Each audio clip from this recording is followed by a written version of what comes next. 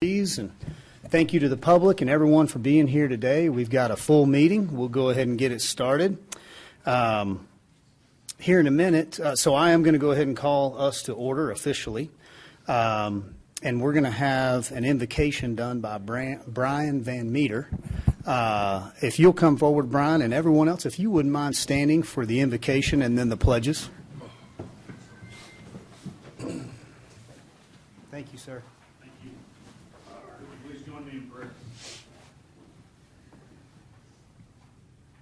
Mighty God, Lord, we are so humbled and so blessed to stand before you today. To stand in a country that celebrates freedom, that celebrates the right to elect our leaders and to serve our country.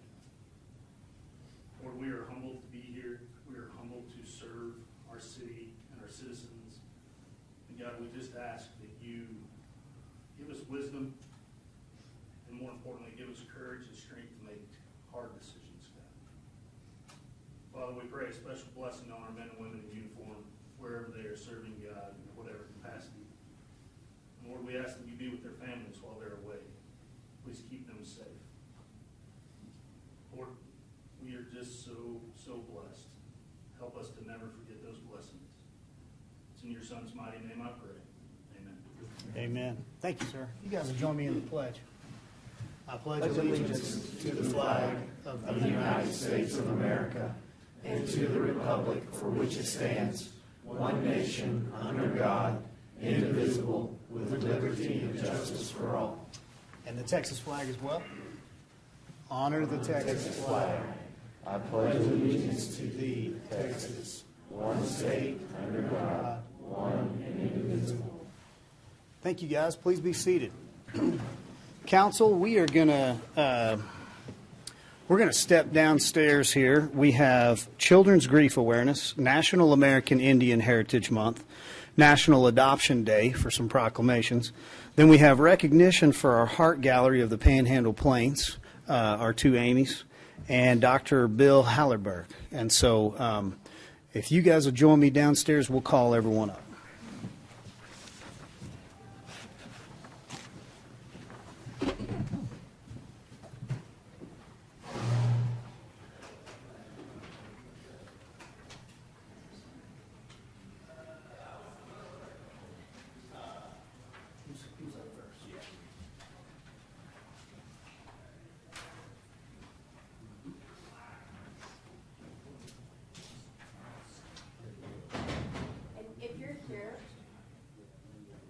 If you're here for Children's Grief Awareness Day, go ahead and come on up and stand with council.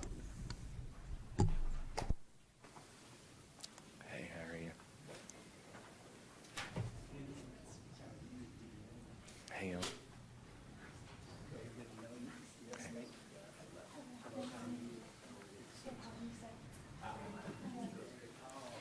hey, you want to say a few words after our address?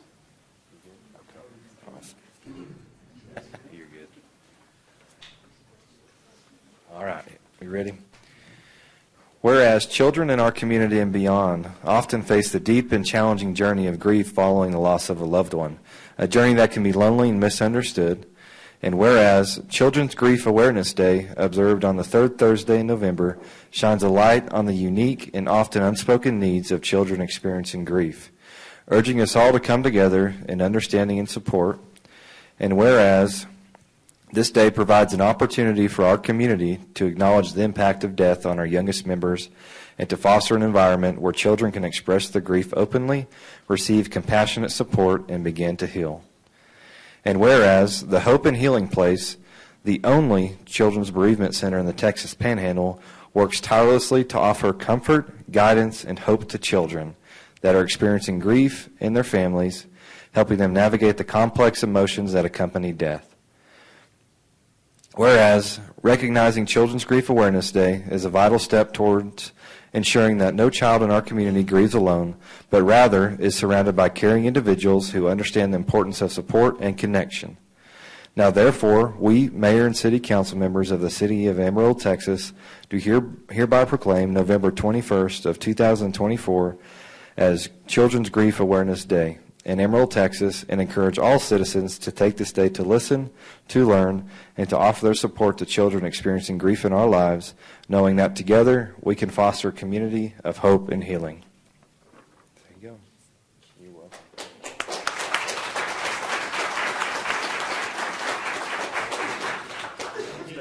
Ladies, if you would, we're going to get a photo with you. And did any of you guys want to say anything? Okay, we'll take a quick pic if y'all give me a minute. Thank you all for all that you do. Thank you so much.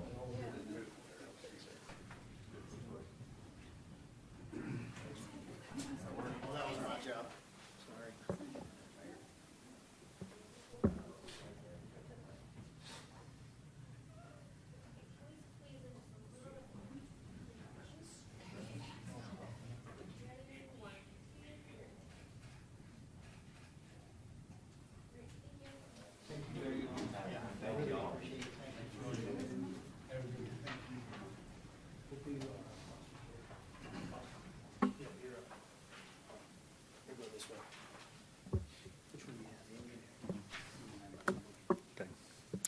Our next proclamation is for National American Indian Heritage Month. If we have anyone here today that's here on behalf of this proclamation, if you please come up while I read our proclamation.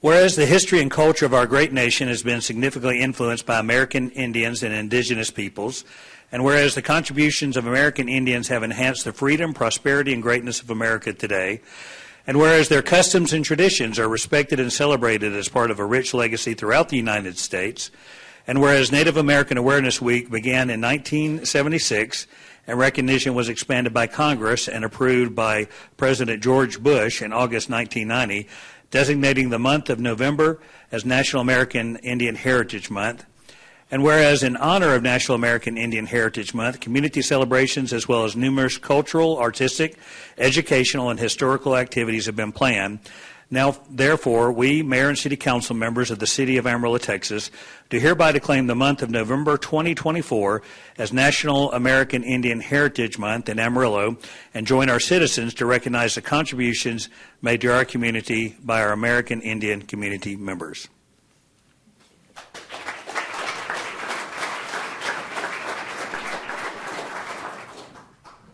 As chairperson of the American Indian Committee of the Molly Goodnight chapter of the Daughters of the American Revolution, we want to thank Mayor Stanley and the commissioners for honoring the American Native Indians with this proclamation. This proclamation recognizes the significant influences and contributions the American Native Indians have brought and continue to bring to our country. Thank you.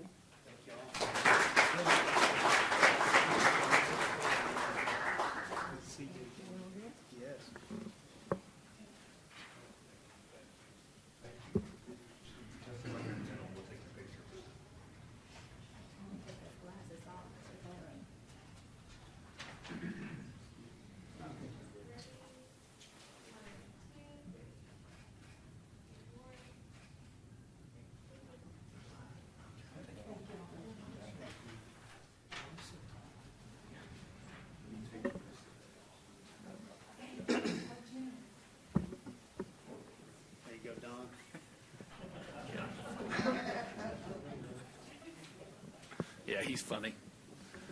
Okay, next we're going to do the proclamation for National Adoption Day. So everybody that's here for National Adoption Day. Just you? We'll take you. See you. Thank you. Okay, whereas National Adoption Day is observed each year across the United States to raise awareness of the critical need for adopted families and to celebrate the lives forever changed by the gift of adoption. And whereas more than 100,000 children in foster care nationwide are awaiting adoption, with many of these children having spent years in the foster care waiting for a permanent, loving family, and whereas families who open their hearts and homes to adoptive children play a vital role in building a compassionate and inclusive community, and their dedication and love enrich the lives of not only the children they adopt, but also the entire Amarillo community. Whereas adoption creates stability, support, and a loving home environment for the children, enabling them to grow, flourish, and realize their full potential. And whereas the City of Amarillo recognizes the profound impact adoption has on lives of children and families alike, and seeks to honor those involved in adoption, including adoptive parents, foster parents, social workers, and advocates who work endlessly to support and facilitate the adoption process. And whereas the celebration of National Adoption Day helps to remove barriers to adoption, raises awareness of the need for adopted families, and encourages others to consider adoption as a meaningful way to grow a family and strengthen our community. Now, therefore, we, Mayor and City Council members of the City of Amarillo, Texas, do hereby proclaim November 21st, 2024 as National Adoption Day.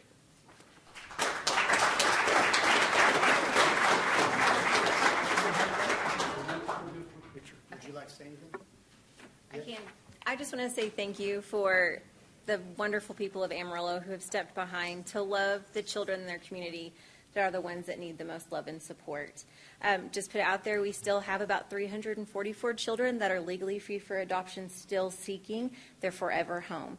So I please encourage you to reach out to St. Francis Ministries or any of the local placing agencies if this is something you'd like to do. Thank you again.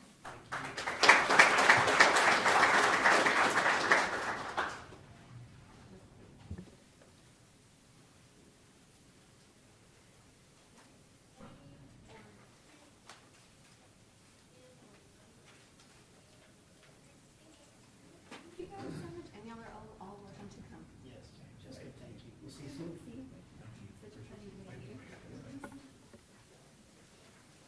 Miss Stephanie, do you have Bill's recognition? Floyd does. Floyd does. Okay, sorry. Floyd's got that. Go right ahead, sir. Thank you, Mayor and Council. Bill, would you mind joining me? So today it is my pleasure to introduce a truly remarkable individual, Dr. William Hallerberg. As many of us know him as Bill. So Bill's journey began in Joliet, Illinois, a suburb of Chicago. He was raised in St. Louis, Missouri. He graduated Kirkwood High School and went on to University of Missouri School of Mines and Metallurgy in Rolla and earned a bachelor's and master's in metallurgical engineering in 1963. I was 2. Later, he completed PhD Case Institute Technology in Cleveland. I say that because this man has dedicated a significant portion of his life to serving as CREMA board member, and I'll get into that in just a minute. He started with Union Carbide's Stellite division in Kokomo, Indiana. He worked on aerospace, chemical, nuclear industries. Here he earned a patent for self-disintegrating slag used in centrifugal casting, a statement to his innovation in metallurgy. He's also shared his expertise in physics, instructor at Indiana University of Purdue University campus in Kokomo. He moved to Pampa, Texas in 1976 to serve as chief mineralogist for Cabot Steel Forging Plant. They provided tremendous support to our armed forces, if you don't know what they did, but it was a very impressive career. After that, he retired in 1998 and moved to Amarillo.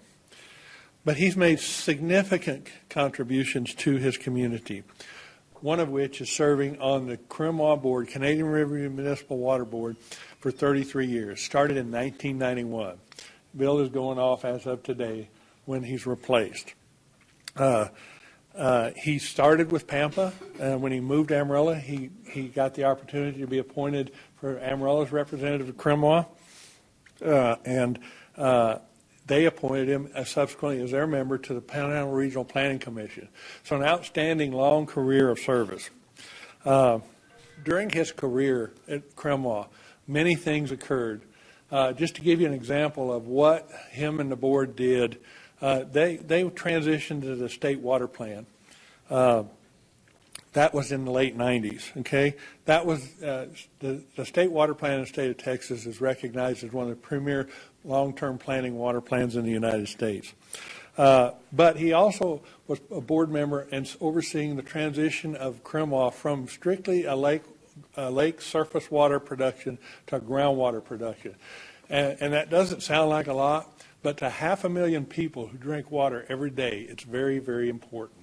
And Bill was instrumental in seeing that through. Other things like salt cedar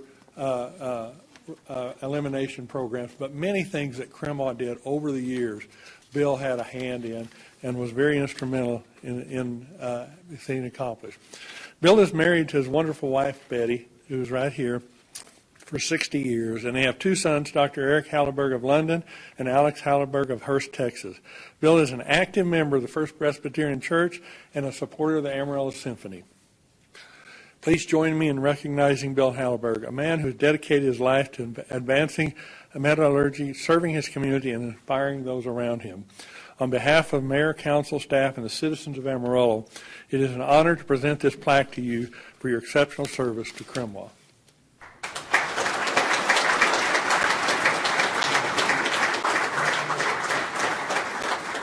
Just a word about Cremwa. Hardly anybody knows about Cremwa, and fewer know what we do. We provide wholesale water to 11 member cities, starting in Amarillo and ending in La Mesa. That's a long way. It's been my privilege and honor to serve on the board of directors.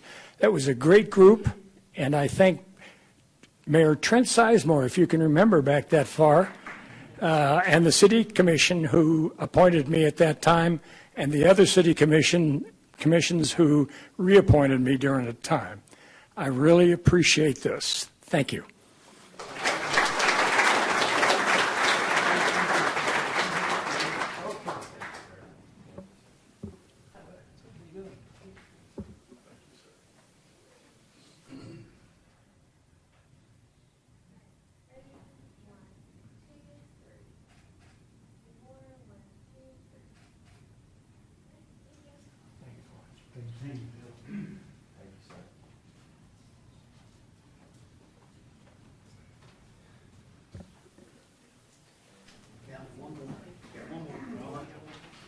Hang in there with me. We got one more.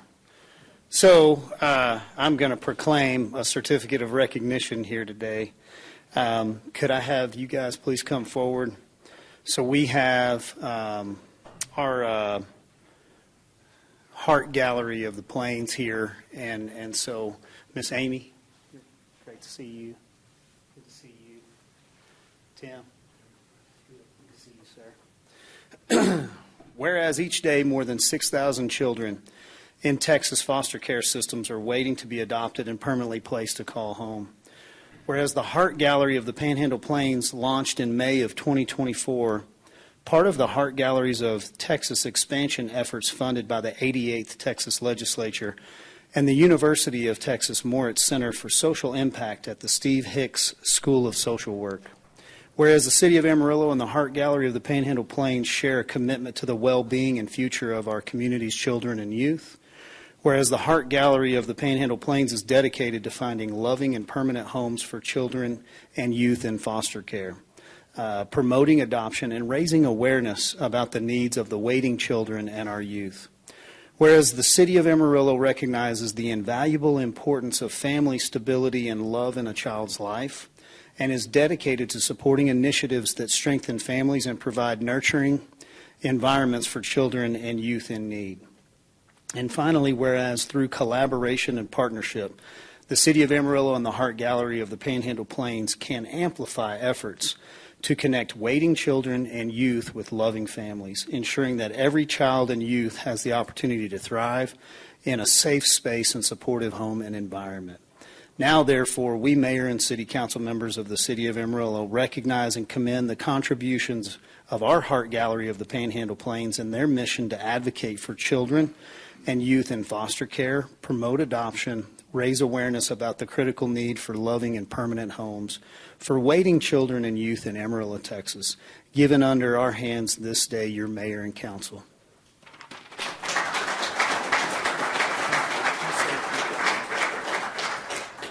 As an adoptive mom myself of 3 girls who were in foster care for years, I can't tell you how important it is that as a community we come together and surround these children. We do our best to find them loving homes so that they don't age out of a system alone. When these children age out of the system, the odds aren't good for them. So I appreciate you coming alongside us and helping these kids, advocating for these kids to find permanent loving families. Thank you.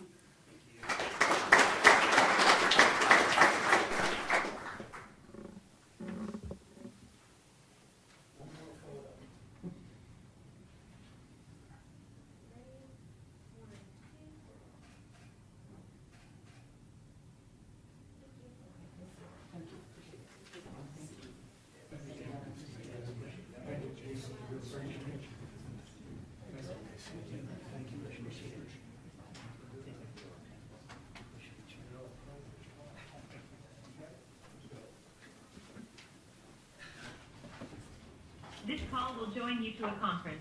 Please say OK or press 1 to join it. Okay. You are now joining the meeting. Participants are waiting in the lobby. To admit all participants in the lobby, press *21.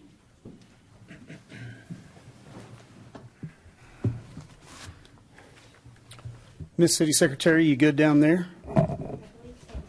Okay. Thank you guys for allowing us to do that. It's always an honor and a privilege to get to recognize the people that are in our community that are truly doing the work day to day. So thank you all for being here for that. I have an announcement here.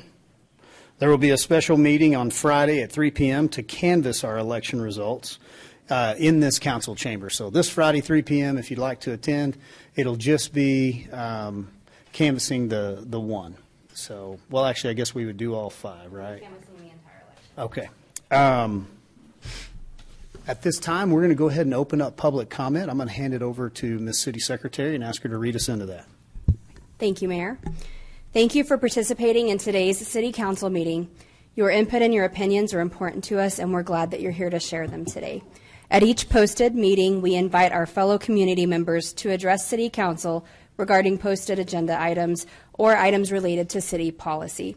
Every speaker today will have 3 minutes to address Council. At the end of 2.5 minutes, a warning beep will sound to alert you that you have 30 seconds left to wrap up your thoughts. Speakers are asked to, we have several public hearings on the agenda today. If you're here to speak on a public hearing item, we ask that you speak either during that public hearing or during public comment, but not both, in order to help us keep accurate minutes of this meeting. And it's your decision at which point in time you'd like to speak. When you come to the microphone today, we'd ask that you state your name, whether or not you live in City of Amarillo, and then you may begin addressing your council. First today, we have Courtney Brown, and on deck after Courtney will be Lloyd Brown.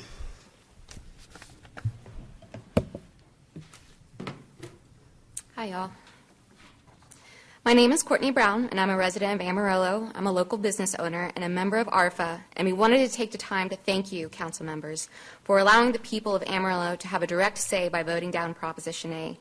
By giving this decision to the voters, you've honored the diversity of voices and perspectives in our community. The Amarillo Reproductive Freedom Alliance was proud to take the lead in building a broad coalition, bringing together individuals from all walks of life, political affiliations, and faith traditions. A special thank you to all the volunteers and community members who took a stand against government overreach, working tirelessly to uphold the principles of privacy and freedom. This coalition represents the strength and unity of Amarillo, showing that our community stands together for the right to make our own choices about our own bodies and lives. Thank you for upholding this important opportunity for all of us to be heard, and Amarillo has spoken. ARFA stands committed to protecting our community against any outside forces that threaten the constitutional rights, health care access, and safety of Amarillo citizens. Thank you. Thank you, Ms. Brown. Next is Lloyd Brown, and on deck after Lloyd will be Justin Scott Taylor.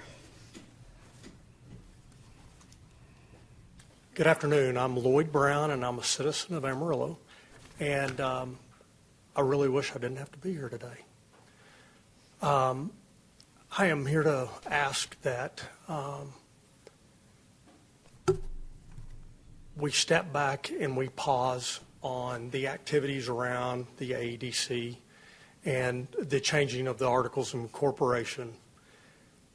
It's obvious that there's a real lack of clarity between a group of citizens, myself, and the council.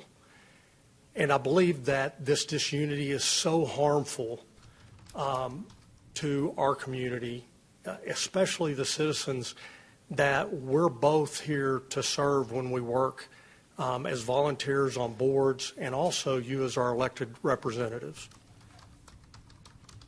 I believe it's important to bring the temperature down. I believe it's important that we find a place that we all understand the why we're going through the process, because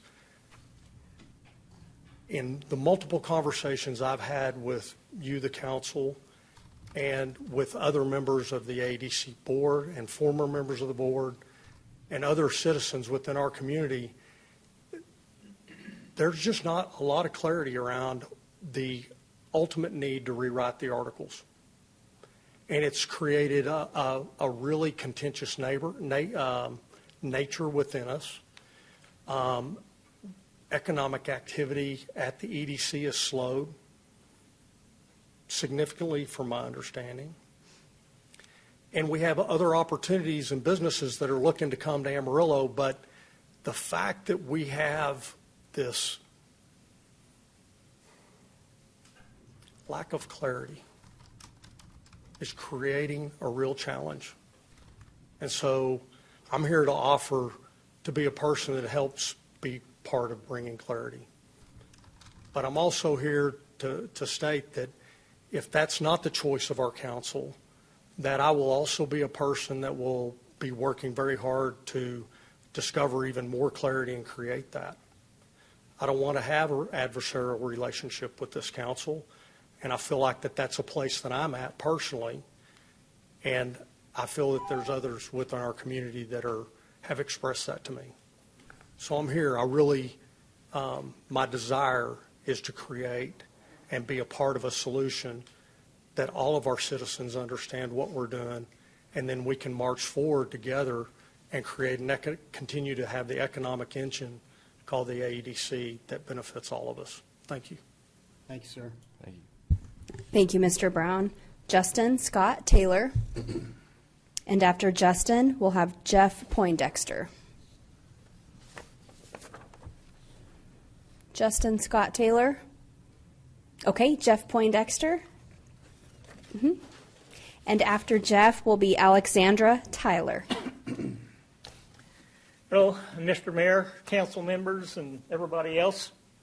I wanted to speak because of why I voted no on the propositions for the 2 extra members for the council.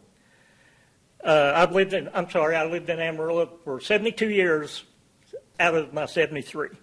So, and I ran for mayor twice. I ran for city council 5 times. And every time I ran, I wanted us to have single-member districts. Now, I don't mind having 2 other people on the council, but I think 4 ought to be for certain parts of the city and live in that city. The other 2 and the mayor could be voted at large. And I get nervous talking in front of people, so pardon me. And I run my hearing at Owens Corning after 27 years, so I can't hear too good. But that's all I have. Thank you. Thanks, Thank you, sir. Thank you, Mr. Poindexter. Alexandra Tyler. Good afternoon, Mayor, Council. My name is Alexandra Tyler. I live at 3508 Hawthorne Drive in Amarillo, Texas. Born and raised here. Enjoy being here. I've known and supported Kip Billups since 2018, when Mayor Ginger Nelson attempted to criminalize homelessness by shutting down Tent City through an ordinance that banned tents on private property for longer than a few days. Now, that ordinance back then was disturbing to me, and I honestly lost a lot of sleep over it. My grandfather, Reverend Don Prescott, was a board member and director for Faith City Mission and was a beloved Southern Baptist preacher for over 40 years of his life. So I grew up with a servant mindset to feed, clothe, and protect what God referred to as the least of these. And it was embedded in my heart as I became a woman and grew into a mother. I did breathe a sigh of relief, Council, when Mayor Cole Stanley was elected into our office. I read his interviews on the top 4 things that he wanted to tackle during his term, and homelessness was on that list. In fact, it was at the top. In fact, he advocated for transitional housing. That was a direct need in our city. I applauded the fact that finally somebody with power had the invisible in their mind. Imagine my surprise to see not long after this election, Jeremy Rusk of City Church pepper sprayed 22 homeless people on video on a hot summer day in July, and you see Kip Billups back on the City Hall steps, advocating like he always does for those who cannot advocate for themselves. I gave you, however, Mayor Stanley, grace in the fact that you cannot control 200,000 people of Amarillo, nor can you control City Church. All you can control is the City of Amarillo's actions and your response. It did disappoint me a little bit that you didn't condemn the actions of City Church publicly, as someone in your position would hold a lot of influence on that topic, and considering it was a platform for your election. So I began peacefully protesting across the City Church streets on Sunday, hoping that maybe City Church would see that what they are doing is against the teachings of Christ. Good deeds do not go unpunished, however, and instead of me personally being punished for my advocacy, I bore witness 24 hours later to the City of Amarillo and Amarillo Police Department coming to the sidewalk outside the fence of City Church, dismantling homeless tents, putting their belongings into city dumpsters, and telling them to get off the sidewalk. Advocates began emptying their resources to replace the items lost to the landfill that day. However, 24 hours after that, the city returned to finish that business, upheaving everyone all over again. This is no longer a private organizational issue or a church issue. That directive, as we spoke to officers there, was a city directive and was allowed by city officials, and you are their leaders. As mayor, who was elected on the platform of the homeless, will you put a halt to the ordinance that criminalizes tents over 48 hours while you and our advocates are working on resources to assist, or are you going to stand by the ordinance that Mayor Nelson put into place in an effort to criminalize the homeless population with no additional actionable plan to provide housing resources? We all know throwing away their tents does not solve the problem. And a formal request, I know I'm over time, but as a taxpayer, a homeowner, a resident, and an advocate of the city that I love very, very much, will you call off the destroying of homeless property while us advocates can figure out a place for them to go?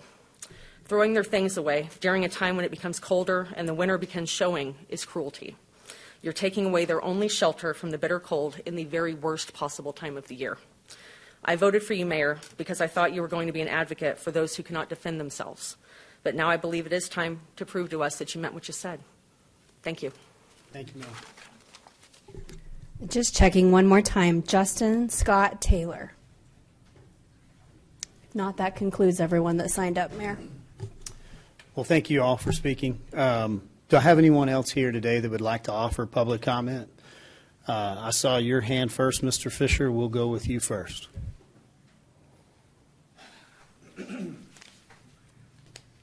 All right.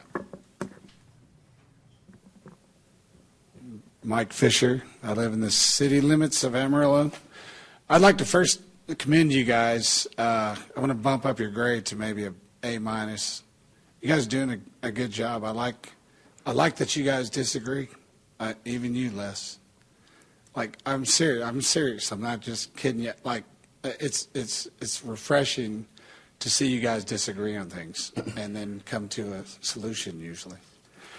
I'm talking today about the ADC stuff. And I sent a public information request. I sent each of you an email. If you guys have questions over that, I'll try to be brief on that and add some new information that I found. Feel free to ask questions on that. For the guy that came up here and said you guys should just look the other way, there's $1 million that was more or less stolen. And can we say that to the people that are put in jail? To say, hey man, just be cool. Just give us that money back and we'll be all right. I asked for simple entries, accounts payable entries from the ADC for all transactions since its inception. And I just wanted 3 things: the date, the payee, and the amount. What I received were general ledger entries. And that's nowhere near accounts payable entries. And it has the appearance that it's a deliberate effort for me not to see something. And here, Laura Stores, I've heard her come up here several times and accept these awards for accounting and transparency, and this is nowhere near transparent. And even after Mr. Kraft sent the email to the city manager and said, hey, can you guys get this taken care of, they still came back with, we can't dictate to the ADC basically to give you information, even though the city is the keeper and the city's the parent, as a couple of you guys have discussed before. But here we are saying that the kid can decide what records I get. And I think there's a lot there. And I'll start with the 2 transactions that I found to the Global Food Hub for $250,000. One of them was on a date before the range was even an entity recognized by the IRS. So if that money was to the range. The range is a membership organization, so that money has to go to the range for them to accept membership money. It went to the food hub. So where's that money and how's it being spent? Because it still has to be spent as a nonprofit that it was set up as, and not this membership organization that the range is. The rest of the money's not in the GL entries. There's over $500,000 that's not there. As far as Kevin Carter, I know I'm about to go over my time, but I really do have some interesting things. There's 2 different dates where Kevin Carter and Michael Kitten received $14,000 each. I'm just giving you some highlights here. There was... A few more seconds, sir. Okay. I've got the general ledger entries from the general ledger. You guys have copies of it. And it's the money that was allocated for those $250,000 transactions are under ADC projects, not marketing, as they mentioned many times. There's other money that went to other people. Holly Schenkel, she received $93,000, and there's some weird transactions in there, like $10,000 even went to her. That doesn't smell right. And you guys have my emails, so. Mr. Fisher, we have your contact information. We appreciate you speaking. Thanks. Thank you. Do I have anyone else here today that would like to speak? We'll go with Mr. Skank, and then I see your hand up back there, sir. We'll have you next.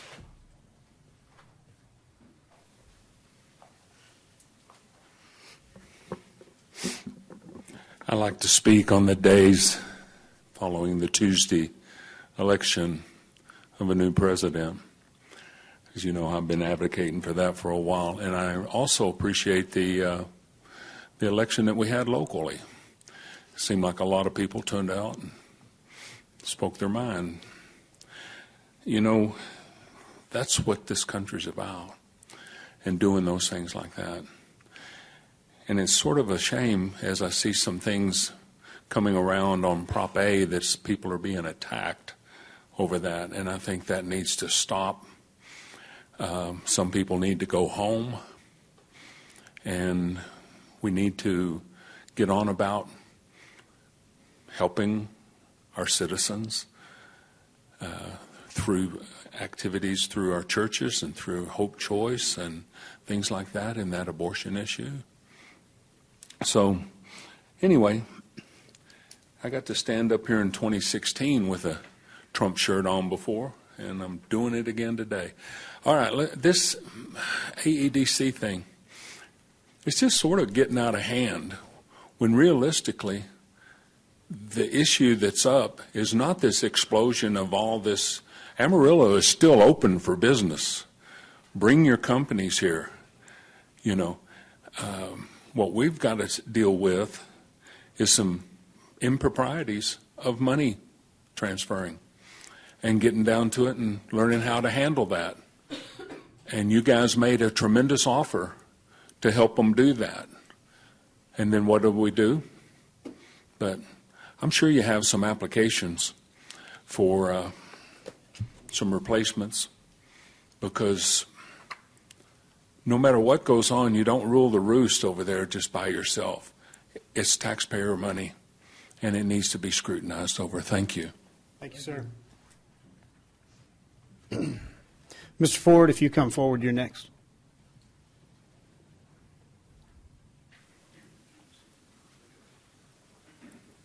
Mike Ford, Amarillo, Texas. I want to make my comments and just assume that you guys are all sitting at the dais, because I was in a hurry to get in here and I forgot my regular glasses, so I'm not going to put my sunglasses on. But greetings, gentlemen. I just wanted to reemphasize, I think I've sent you all individually the video statement I put together trying to put some clarity out in the community. This is not about a membership payment, no matter what individuals might say. This is about startup capital for a public asset that was created by the AEDC to the tune of $1.3 million and given away illegally, in violation of the Texas Constitution, in violation of many other laws. You cannot create a public asset with $1.3 million and just give it away to private parties. That can't be done. It's been done before, by the way, by the AEDC. The AEDC built a $10 million facility for Coca-Cola. They gave it away in a three-way 1031 exchange swap.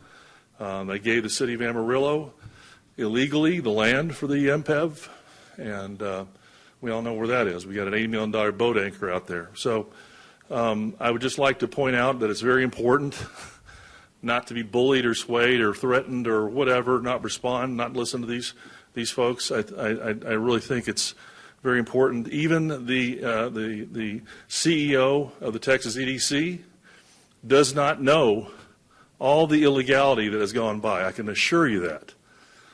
That comes from very good authority, and I have contacts in Austin who've had those conversations with that individual, and he's been blindsided. He's gone out and said that what a great organization he is, and no one told him what was going on. And his name, his good name, has been used to build up or lift up the reputation of the ADC. The reputation of the ADC was well earned before 5 years ago, but I think it needs a lot of work today. So again, I appreciate what you guys are doing and what you had planned, and I hope you stay the course. We need to straighten out the rudder of the good ship AEDC and get it back operating properly and within the law. And I trust that you guys are set about to do that. Thank you. Thank you, sir. Anyone else who would like to offer public comment? Yes, ma'am. Hi there.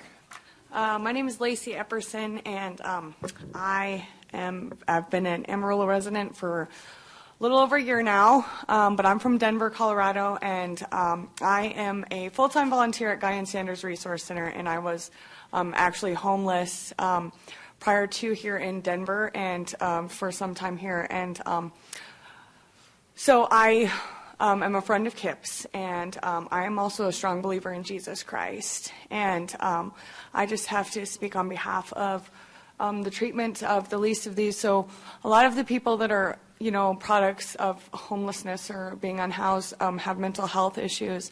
And I know that there's not some simple solution, but I have watched, there's been absolute persecution in, I don't know how this works in the way of law enforcement and stuff, but I was there when they came and threw away their belongings and all that. And it's very easy to sit and to judge people based off of their choices and actions and stuff. But truthfully, when you're out there in the streets, you're going to be judged for everything because you don't have a place to go and do it in secret like we do if we have a house or four walls, right? And so I'm not minimizing or justifying certain things that are happening in that kind of community, but just from a human being to a human being, if we were told to leave and move every day and be unsecure of where we were sleeping and resting at night, that would give anybody a mental health concern and anxiety and stress. And with the fact that they were assaulted from a church, that brings even more concern, and that there's over 240 churches in the city of Amarillo, and for the fact that nobody is speaking out on behalf of the least of these besides a few people that I don't know that they even really go to church very much, but it's backwards. And so I'm just asking that the council members, I know that Transformation Park is going to open and stuff, but that they come up with a solution and not more harassment and persecution to an already stressful situation. And having lived it and experienced it, I'm thankful to have a strong mind, but people, it's breaking them. And then there comes other issues with that where they act out criminally, and you know what I mean? But just it comes down to compassion and empathy. And just imagine if you had no security or no safety and anywhere to go, and then had all your belongings thrown away in severe extreme weather. And also, if it had been a homeless person that had assaulted somebody that was housed, there would obviously be a lot more action being taken.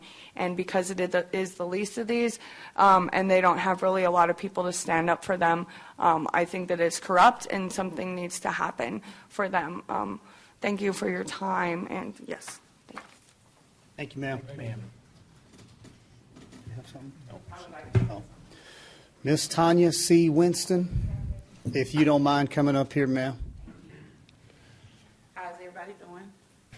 I just want to speak on behalf of this young lady. I was there just by accident.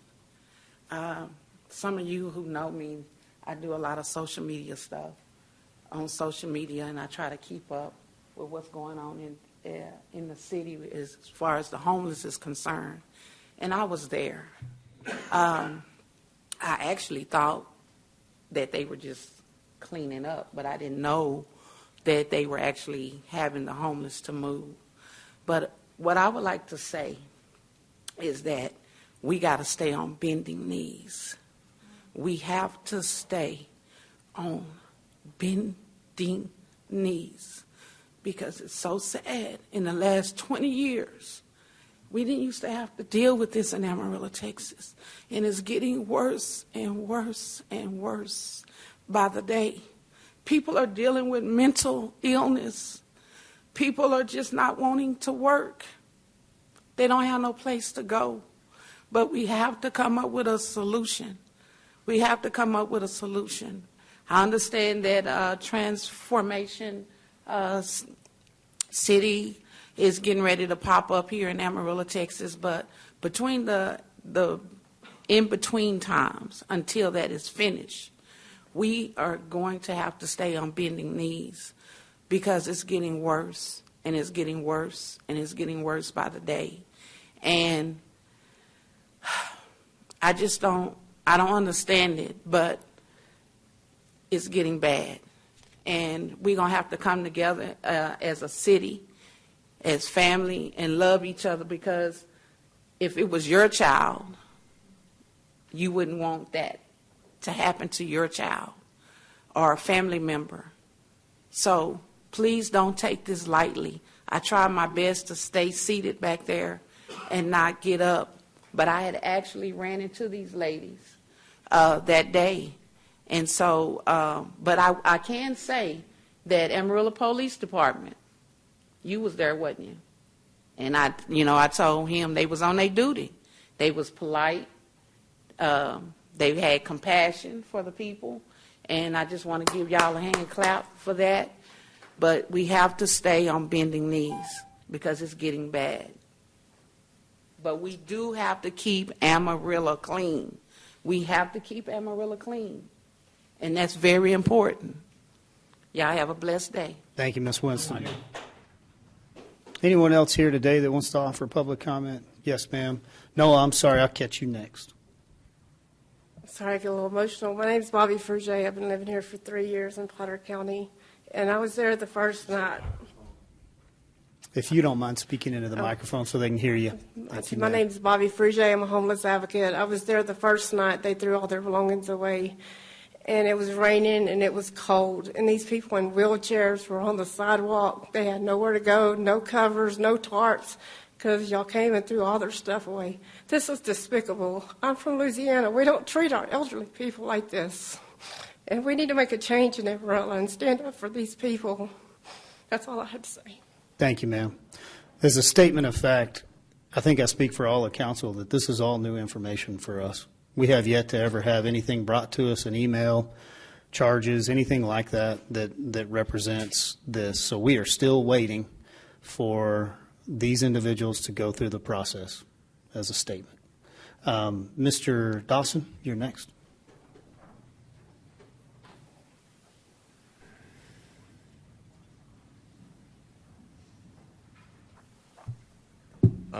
Noah Dawson, still here.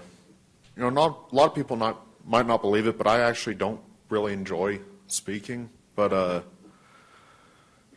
with the AEDC stuff, there have been so many times where someone with a background in economics, economics degree from WT. There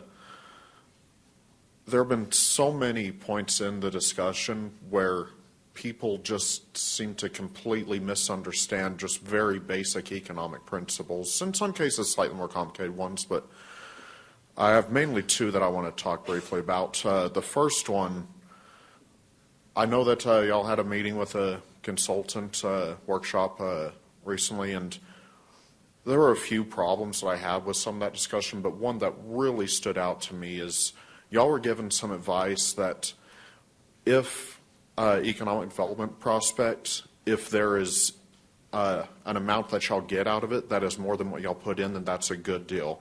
Anyone who has taken 1 week of an introductory economics course should be able to tell you why that's wrong, because you cannot just look at your costs versus your benefit when you're doing that. You have to look at opportunity cost. Sure, you may be getting a profit from something, but if that money could have been better spent elsewhere, if you could have gotten a better benefit, that is what is important. Anyone that runs a company would intuitively know that, and I know that we have business leaders on this council that I hope understand that. But you can't just look at, okay, we're not in the negative. You have to look at what is the best possible use for that capital. The second thing that I want to speak about is, I know that there's been a lot of talk about looking into the AEDC, making these changes. It is hurting us economically. And you know what? Every person that has said that is completely right. And that's a big problem because of the incentives. And I'm not talking about the incentives that the AEDC gives away. I'm talking about the incentive structure that makes it where we are incentivized, where y'all are incentivized, where the AEDC is incentivized to break the law in order to compete. They're also right that almost every other EDC in the state operates in a similar way, and that's because there is no incentive to actually do the right thing. You're incentivized to do a race to the bottom, to give away as much money as you can. And I would hope that the people that are making those arguments can see the absurdity in making the ends justify the means argument. We need to be doing the right thing, and I also do still maintain, though, that the main thing that needs to change is at the state level, get all the EDCs in line, because as long as Amarillo is the only one that is actually acting within the law, then everyone else is going to be winning and we're going to be losing. So that's one reason why I kind of have a hard time focusing so much on the range thing. It's a much deeper, much structural issue. Mr. Dawson, thank you. Appreciate you. Do I have anyone else here who'd like to offer public comment before we move on with our meeting? Seeing no one, we're going to go ahead and close public comment and move forward. Thank you to all who are willing to speak and continue to educate us as council. Moving forward, we'll go into our discussion item, and Ms. Coggins is going to come and try to get our outside counsel mic'd up here. Did he say why it's not communicating? This call will join you to a conference. You're on mute over here. This call will join you to a conference. Please say okay or press 1 to join it. Okay. You are now joining the meeting. All right, Mr. Hyde, can you hear us now? Yes, I can hear you now. Okay. George, appreciate you getting on. We're going to put you on hold here for a minute while we walk through a few other items. Great, thank you. Council, item 9A is a review of the agenda. Do we have anything that, jumps off that you guys need anything else on before we move forward? No, sir. Okay. Item 9B is one that I have been in discussion about. It is placement of a donated Ten Commandment monument. And so right now we've got a new City Hall building that's being built. It'll be finished here. I believe Mr. Danforth will have us moving furniture in January, and we could potentially be holding meetings over there mid-January, early February, somewhere in there. He's shaking his head. He normally doesn't do that, so it must be okay. We had discussions about relocating an existing monument over there. You've got a really nice entryway, kind of foyer that's outside and it's covered. And so I have engaged with council previously in a discussion about this, and I am looking for council's direction.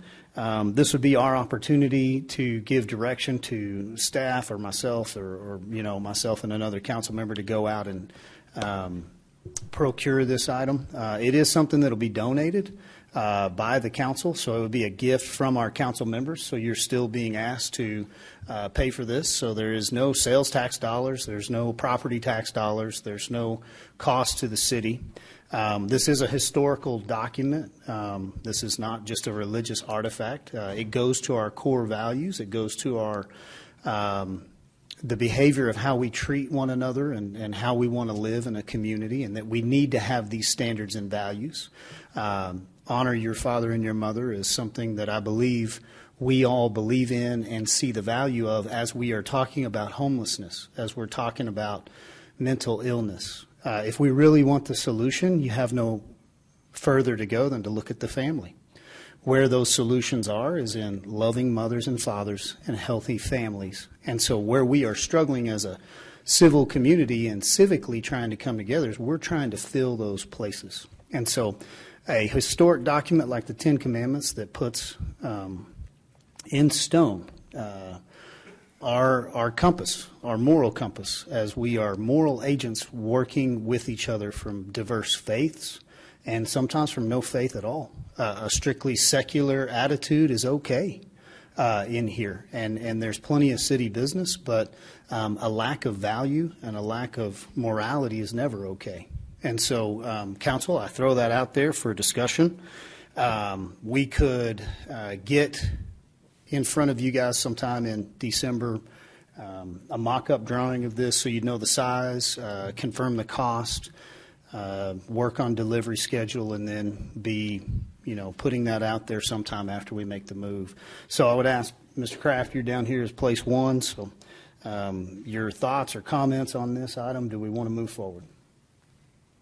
Yeah, I mean, I have no issue as long as Mr. Hyde weighing in on this as far as... No, I actually didn't have him on this one, but you could ask him since we've got him on if you have any concerns on the legal aspects. I mean, I just making sure it's 100% legal and everything else. Other than that, I wouldn't have any issue. Okay. Mr. Hyde, as he is just confirming that we don't have any legal issue with this being a historic document that we're trying to place in front of one of our city buildings, do you see any issues or anything that we need to be aware of as we would walk that forward? There we are. We see you now. Yeah.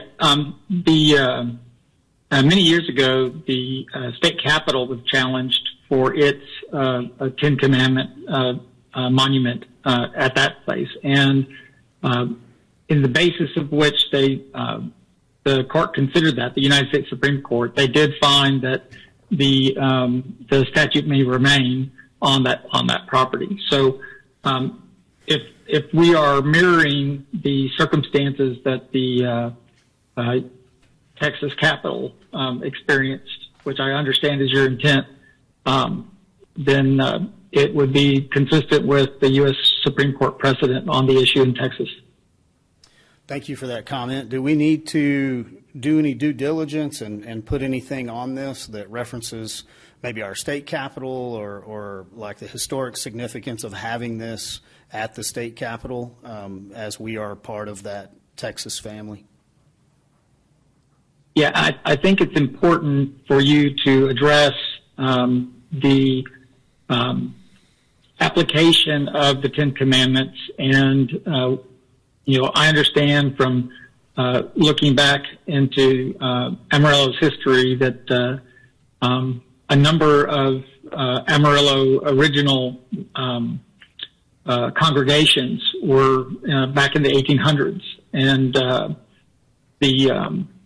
so it appears that that religion in general was a significant issue for Amarillo, and that would be a good connection for purposes of the Ten Commandments being monumented in the city property. Mr. Hyde, thank you. Mr. Kraft, any further concerns on that from the legal aspect? No, sir. Okay. Any concerns on your end for us being willing to pay for it? No, sir. Okay. Councilman Tibbs? No, I mean, I think it's a good idea. It's the basis of where our laws were founded from, so I think it's a good representation. So I have no issue with the cost or the amounting of it. Okay. Councilman Sherlin? 100% behind it. Councilman? Yes, I would be in favor of looking at this, although with all due respect to Mr. Hyde, I would like, before we move forward on this, to perhaps get some counsel on someone that has some experience in this. We are fortunate that Texas and Dallas is home of the First Liberty Institute, and the First Liberty Institute is the largest nonprofit organization in the nation dedicated exclusively to defending religious freedoms for all Americans. They have defended many monument cases similar to this, where people are looking to take monuments down, remove them. Probably the case that they're most known for recently is the Coach Kennedy case. They represented a coach in Washington State that was fired after he briefly prayed after a football game. That went all the way to the Supreme Court, and ultimately they won that as a religious freedom issue. I think we're fortunate that we have this organization in the state of Texas, and they have said at no cost they would come here and be able to perhaps answer any questions, give maybe some more specific guidance to us to make sure that this is done in a way that we don't accidentally open ourselves to any type of legal issues or lawsuits that could cost the city or the community money.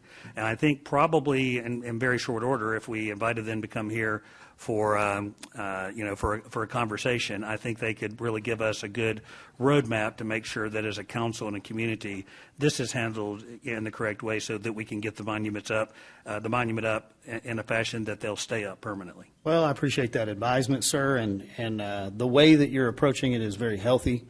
We can do the right thing the wrong way and have an outcome that we didn't intend. And so I would say in December we're going to have an opportunity, if that's a connection you've got, would love to invite them here.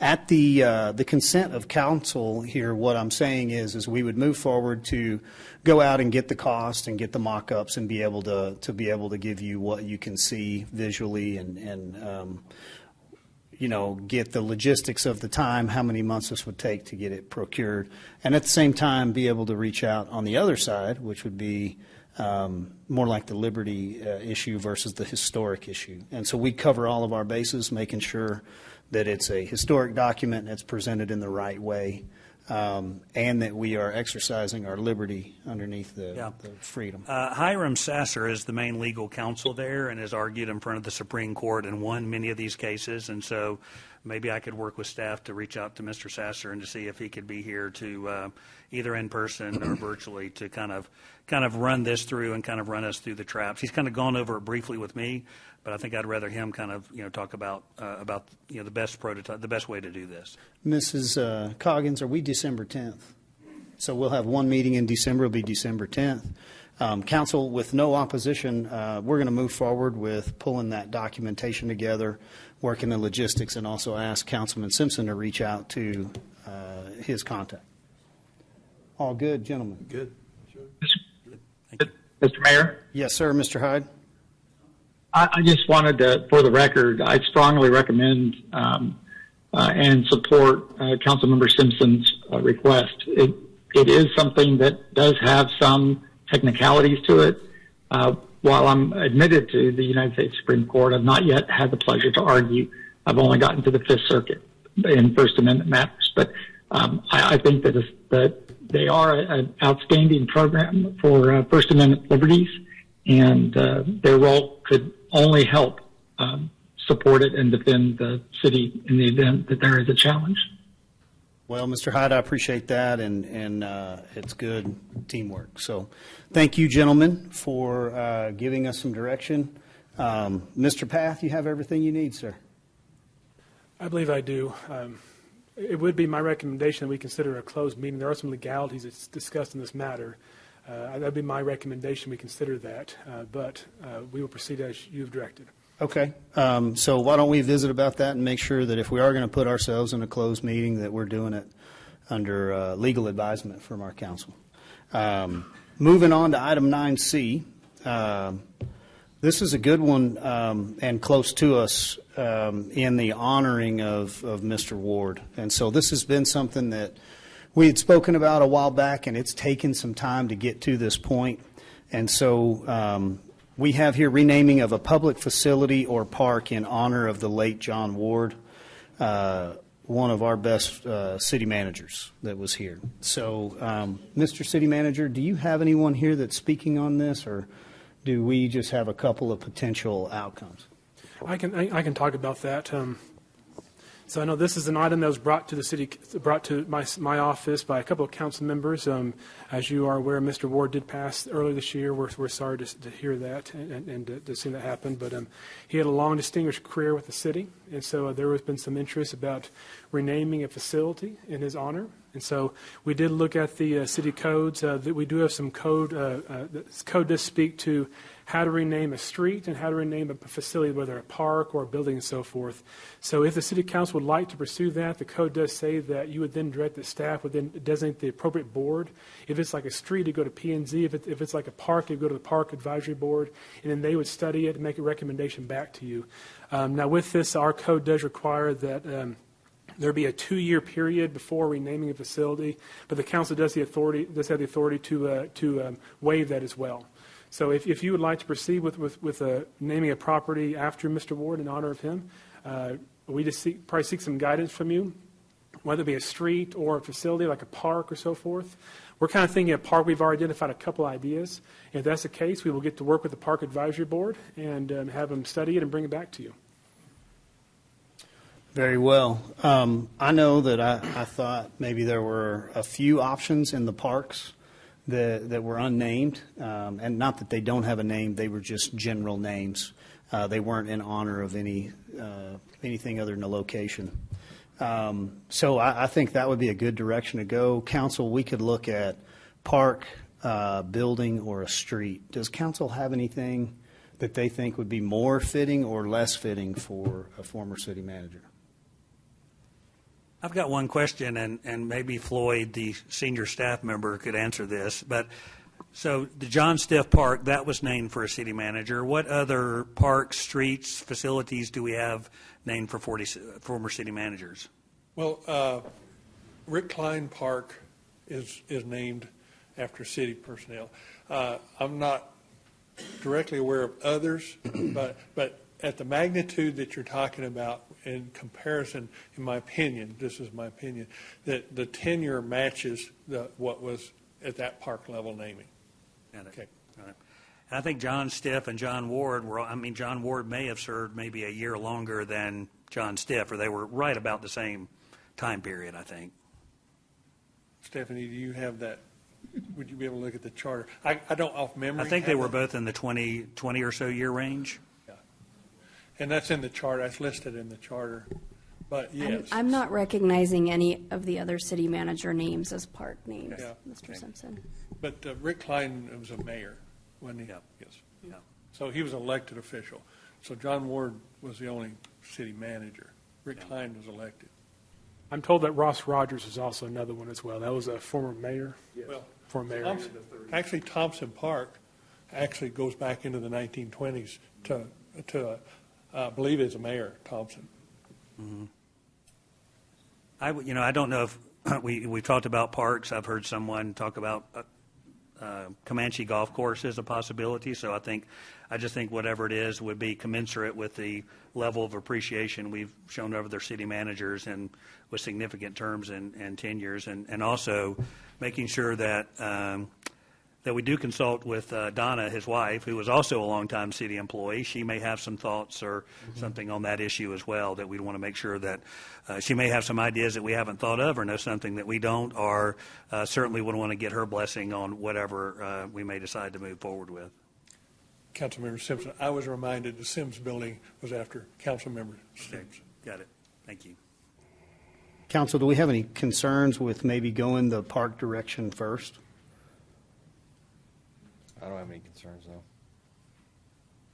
I think that's fitting because of the tenure. I think because of the length of time and I'd say the service, the dedication of that service in that role. Our current city manager's only been here 3 months, and he swears it's been 3 years already. So time is not time in that position. And so I would like to see if council's okay directing Mr. Path to start with Kashuba and Parks and look and bring something back. This can be an ongoing discussion. We're not going to bring something back for you to vote on. We'll bring it back with a few options. So if you're good with running that, I think that would be good. And then I believe, Councilman Simpson has the closest connection to Donna, probably up here, but that doesn't mean that staff does not. And so anyone on staff that would like to visit with her, I would like to see if she could have some insight and input before it comes back to council. Okay. Man, we're moving right along. It's only 4:15. We are moving into item 9D. This is Mr. Gerber, who was out of town. Last time this item rolled around, he is bringing forward his update on the internal audit department as it pertains to the AEDC's reimbursements. Well, good afternoon, Mayor, Council. As you're well aware, we have completed the review of the reimbursements for AEDC employees. We made available our report, our work papers, and the support. Just to remind you, the audit that we took part in is to review the reasonableness of the reimbursements, if they business-related expenses, if they're appropriate, if they are available, and if they were approved. As you might recall from our report, is that we have not identified any exceptions to the process. We had all the supporting documentation, everything was approved, and therefore, again, just to reiterate, like within our prior audit, is that we did not have any policies and procedures that would specify the process, spending limits, approval limits, items like that. We did provide some recommendations, again, from council, city management, AEDC management, to come up with, from our recommend, policies and procedures to give them guidance. It pretty much, and I would say pretty much in line with what we do for the city when it comes to expenditures and reimbursements and use of credit cards. So at this point, I'm open to questions. Anything I can answer for you? Questions, council? Start down there. Councilman Simpson, any questions? No. No? You're up, Mr. Kraft. I'll go after you, I guess.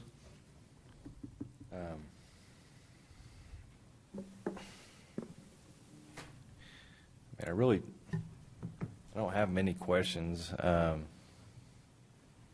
guess you don't have in front of you to go into any specifics, do you? Yeah, I would recommend if you have specific requests for specific line items that you provide me that list, and I can give you detail on each item. It must probably simplify the process. Okay. And do you have, I'm trying to remember from last meeting, do you have any recommendations as far as for the personal credit cards and P cards? Well, again, I'm going to leave that up to the decision makers. As a city employee, I can't use my personal card. We have to use our procurement cards. And other than that, policies and procedures. That's all I can say. If you push that out and give them guidance as to what you expect going forward, it's a little hard going back historically, but we kind of know what direction we need to go. I mean, it's basically just making a call as to how far you want to go, what the rules are, what policies you want to put in place, and move forward from there. Okay. Thank you. Councilman Sherlin, I saw you moving up to your microphone. How specific should we be on charges?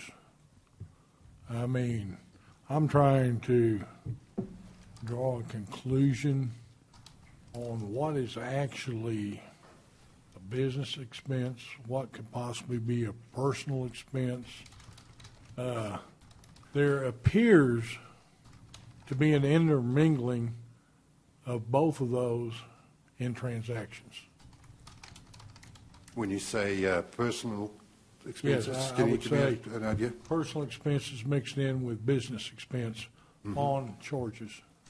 Yeah, so I've seen a couple of those, but you can look at the supporting documentation. I have several items where the employee actually went in and broke it out on the invoice or the receipt saying that this is related to business, this was personal. Now, I would recommend not intermingling the two if you're going to be using your personal card, but again, you know. If I were to give you examples, you could probably break it apart like we do at sentence back when I was in 3rd or 4th grade? More than likely, yes, sir. Okay, thank you. Okay, let me ask a few here, and then we'll come back through council. So, Mr. Gerber, supporting documentation means what, generally, in your field? Well, what we want to do is we want that documentation to validate the expenditure that was made. So it's a validation of what was, and that comes in multiple forms, right? But typically it's a copy of a receipt. Would you ever write on the receipt maybe like what it was for, who I had met with, or anything like that?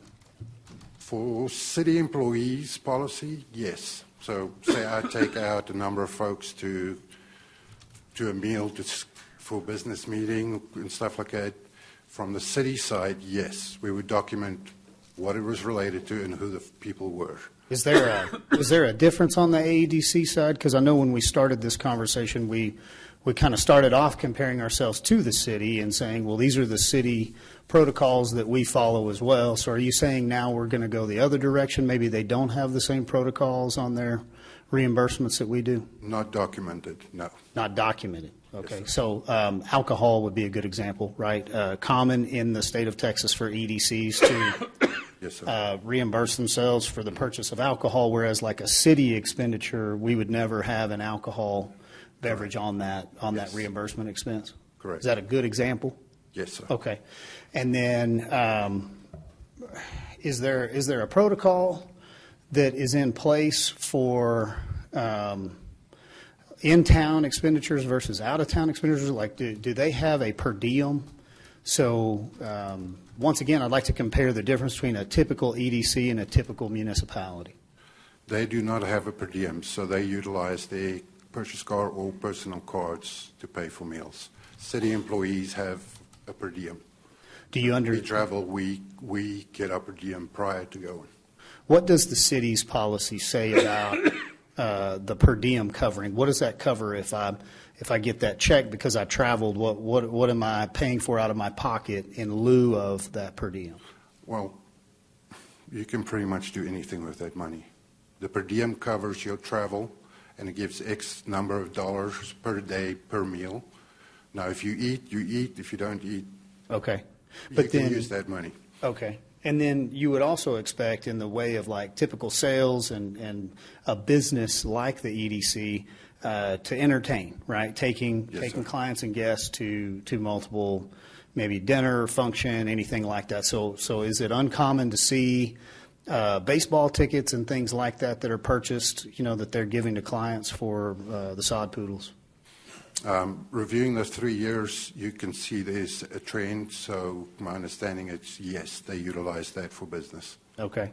And what I'm getting to here and making the point of is in typical business, I run the risk on the private side. If I don't document very well, the IRS can come in and say, well, we're going to disavow those write-offs, and now that becomes my income.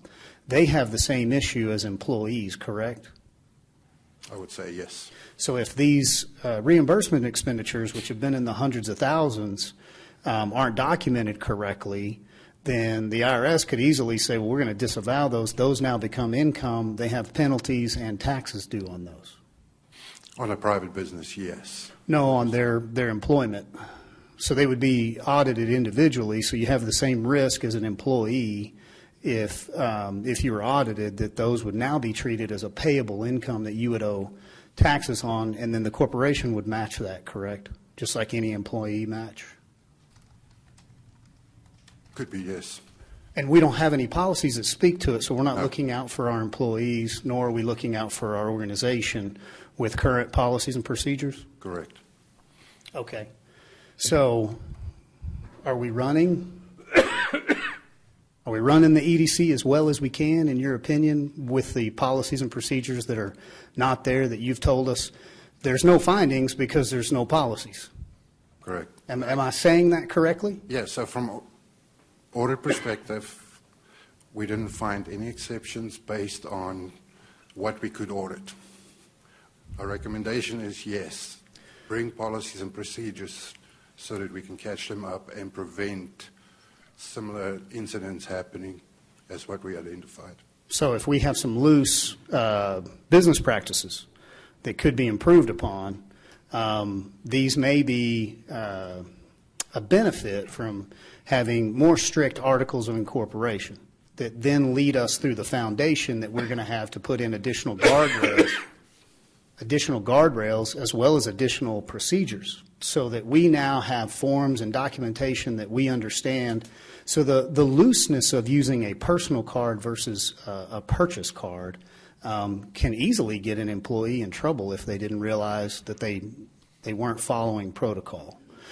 So what we're saying is it's not my role as the mayor, as a volunteer, to go in and try to do Unil's job. It is my role to stand here before you today and say, you know, I've thumbed through most of those 2,000 documents, and I've compared, and I do see the $14,000 invoice that's copied twice. And I have gone back to Mr. Unil. And so it's important that we, as your elected representatives, have done our due diligence, so that if we say this, and we are not saying this yet, but if we say no findings, you know that's because we looked. We don't want to sit up here and say no findings because there's no policies, nothing to compare it to, so we don't know. That's like saying I don't know that I'm overdrawn at the bank because I didn't reconcile my account. That's not good business, right? We've taken criticism, and I don't mind it. You know, you're doing too much. It's government overreach or it's council overreach in revising and amending a few articles with the intention of improving the EDC, not with the intention of harming the employees or pushing people away. If you're listening to this right now and you want to do business with the city of Amarillo, come on. Man, you got 5 guys up here that are willing to go to bat for you and your city, so that when you get here, you know we're accountable, we're transparent, and we're looking out for everybody in our community. And so we're not trying to do any harm. We're not pushing on any individual employee. We are saying that we have things that don't look right in these credit card reimbursements. Specifically, today, Unil, I met with you because I asked. I said, well, in March of 23, there's a $14,000 reimbursement to Mr. Kitten. Yes, sir. And in the same month, there's a $14,000 reimbursement for the exact same invoice to Mr. Carter, right? Well, that looks like, man, we duplicated an invoice. So you called over there and you actually confirmed what?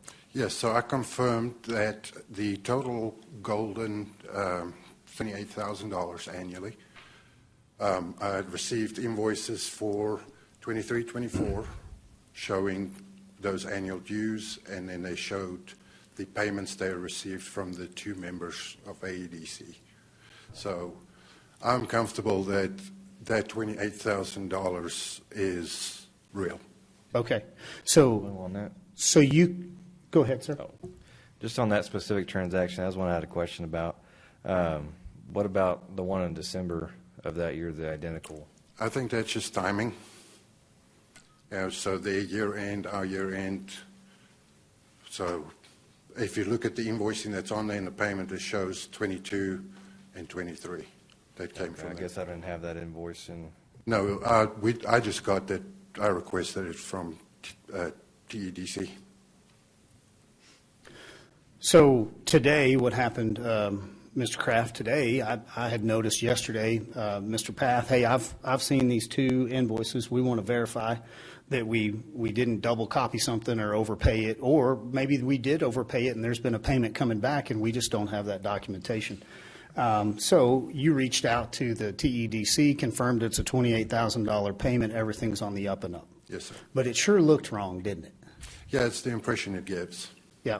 And we're not really doing right by our employees, in my opinion, if we have this casual business and dealings where all of this information is public.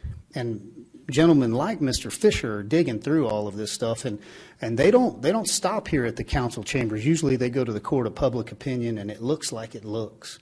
I want to do a better job of making sure we're looking out for our EDC employees as well as all of our contracts that we're trying to attract here. And I agree that there has been some harm, Mr. Brown, and I agree with you that this doesn't look good. But I also agree that we didn't put this on the agenda. This is from a $100,000 approval on an item to the range that was changed wrongfully to $750,000, and that the payment was made. And that's what spurred all this on.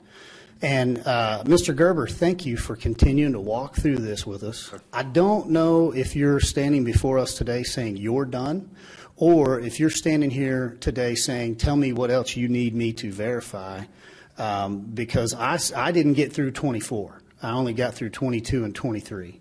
So Mr. Gerber, what are you asking of us today? I would like to get some additional guidance. If there's anything else you want us to look at, you can bring it forth. Just note that I've got a small team. My time's a little pressed and stuff like this. So depending on how deep and how far you want to go, we'll be able to assist. Council can let us know and give us guidance as to where you want us to go. Let's ask if we have any further questions, and then let's see if we have any direction. Councilman Shirley. Yes, sir, please.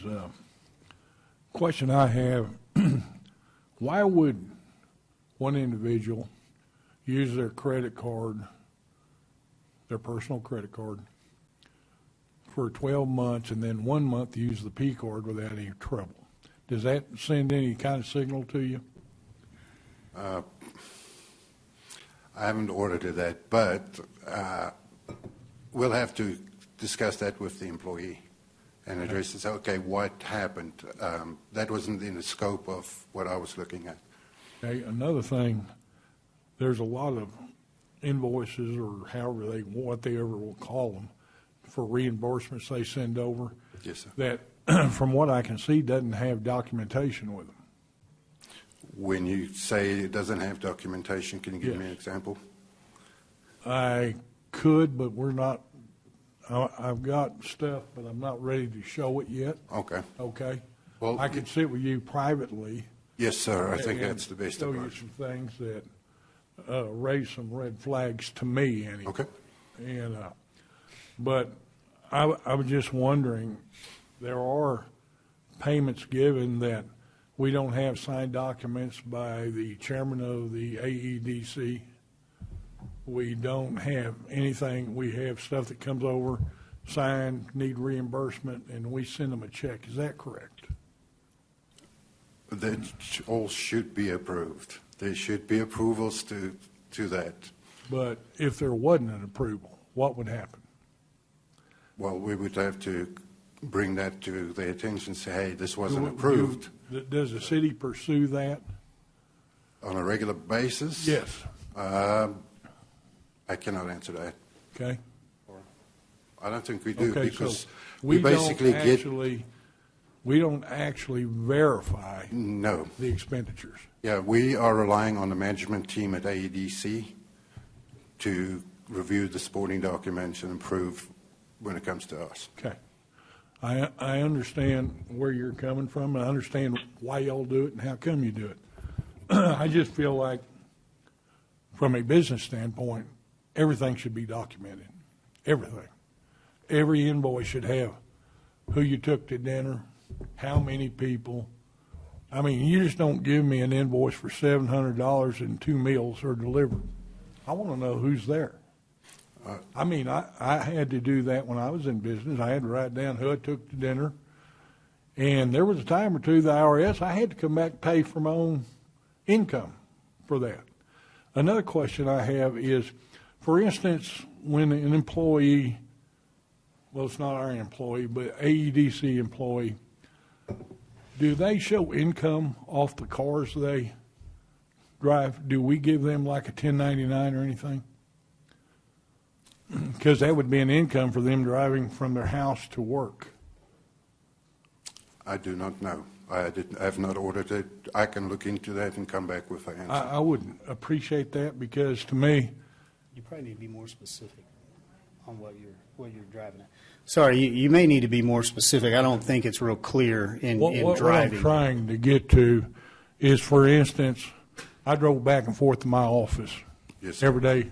Mm-hmm. I had a company truck, company gas, everything else. I had to log down.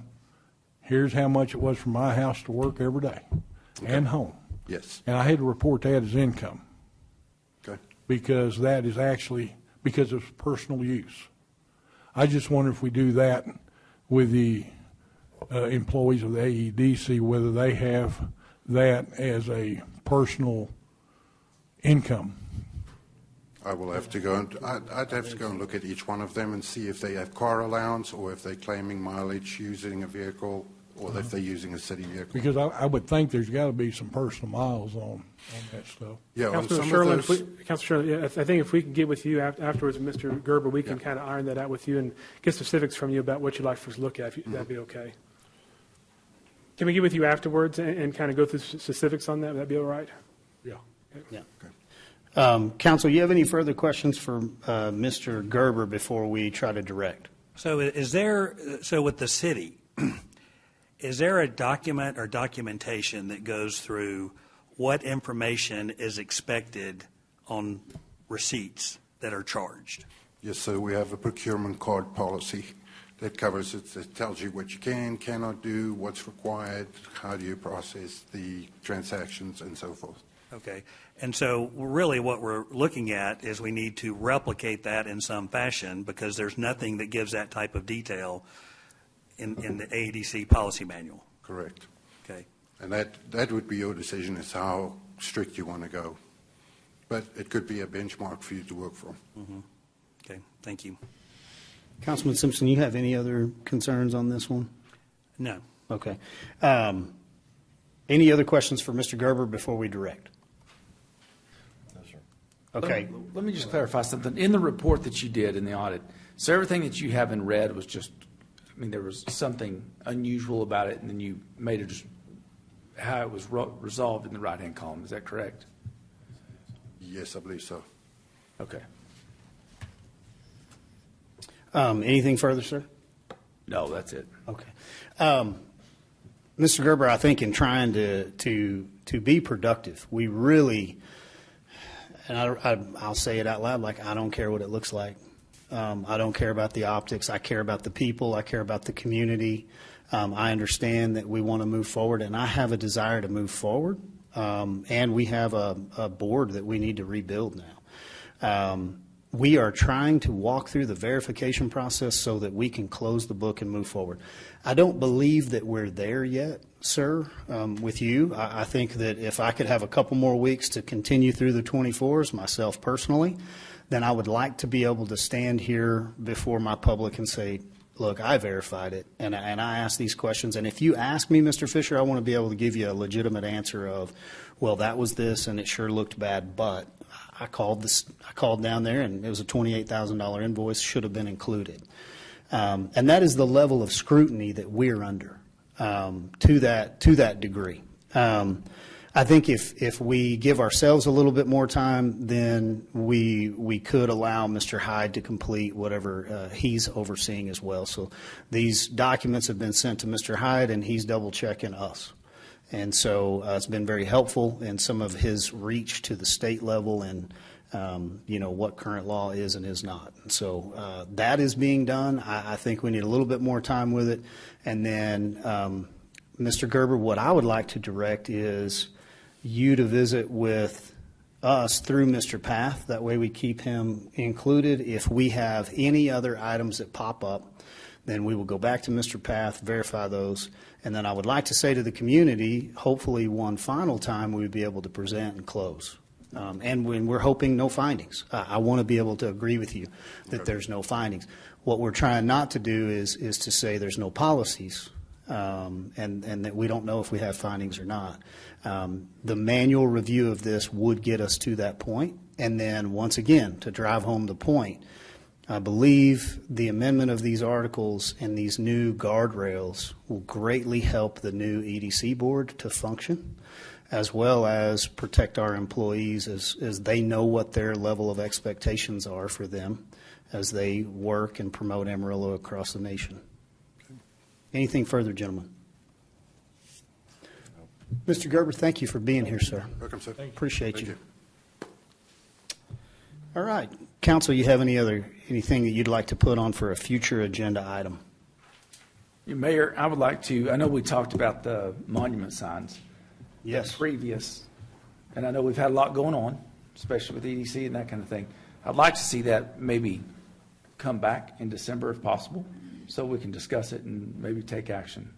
So, Mr. Path, would it be appropriate for you to put that back on as a discussion? And could we direct staff to put out maybe the pros and cons of doing it in-house, as formal procurement would have to go through staff, the design process, the time, and the cost, versus what was presented through the EDC. And I only want to say that, Councilman Tips, because I'm not trying to direct it to staff. What I think is we could have a conversation that puts us back to somewhat of a debate of should we be doing this with EDC dollars or with staff dollars.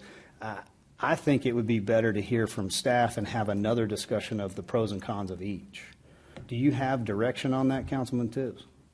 Well, I mean, I don't have a problem with it. I mean, I think that we had George Hyde on the line last time, and I think that I think everybody on council that had questions were able to ask him the questions.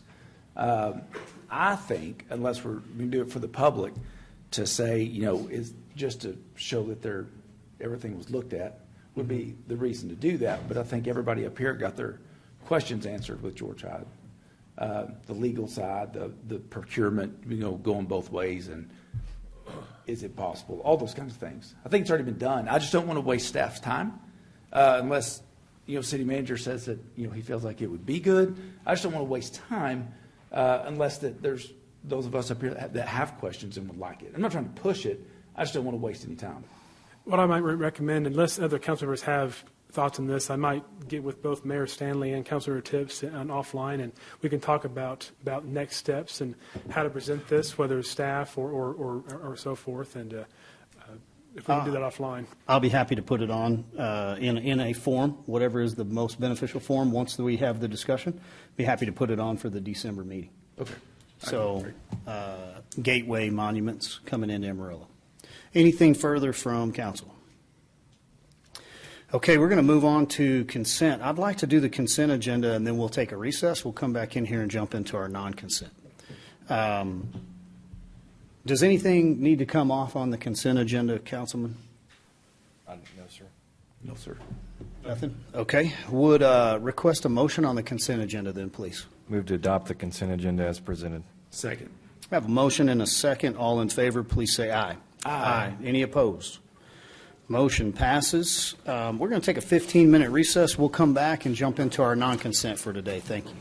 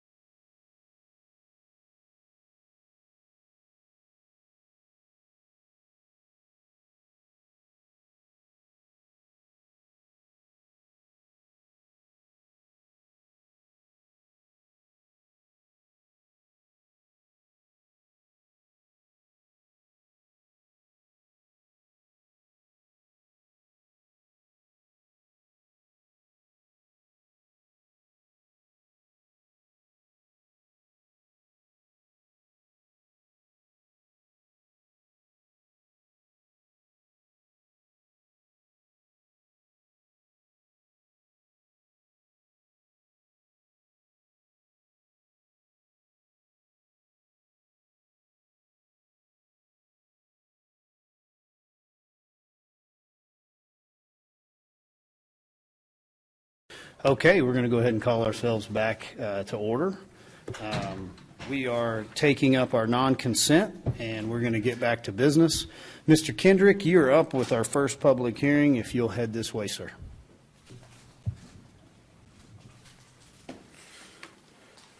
Good evening, Mayor and Council. This is a public hearing in consideration of ordinance number 8168.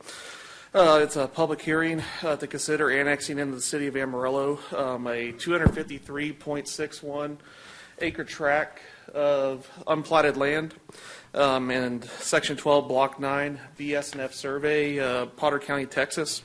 And the applicant is Northwestern Development Company, LLC. And the vicinity is Northwestern Street and Hastings Avenue.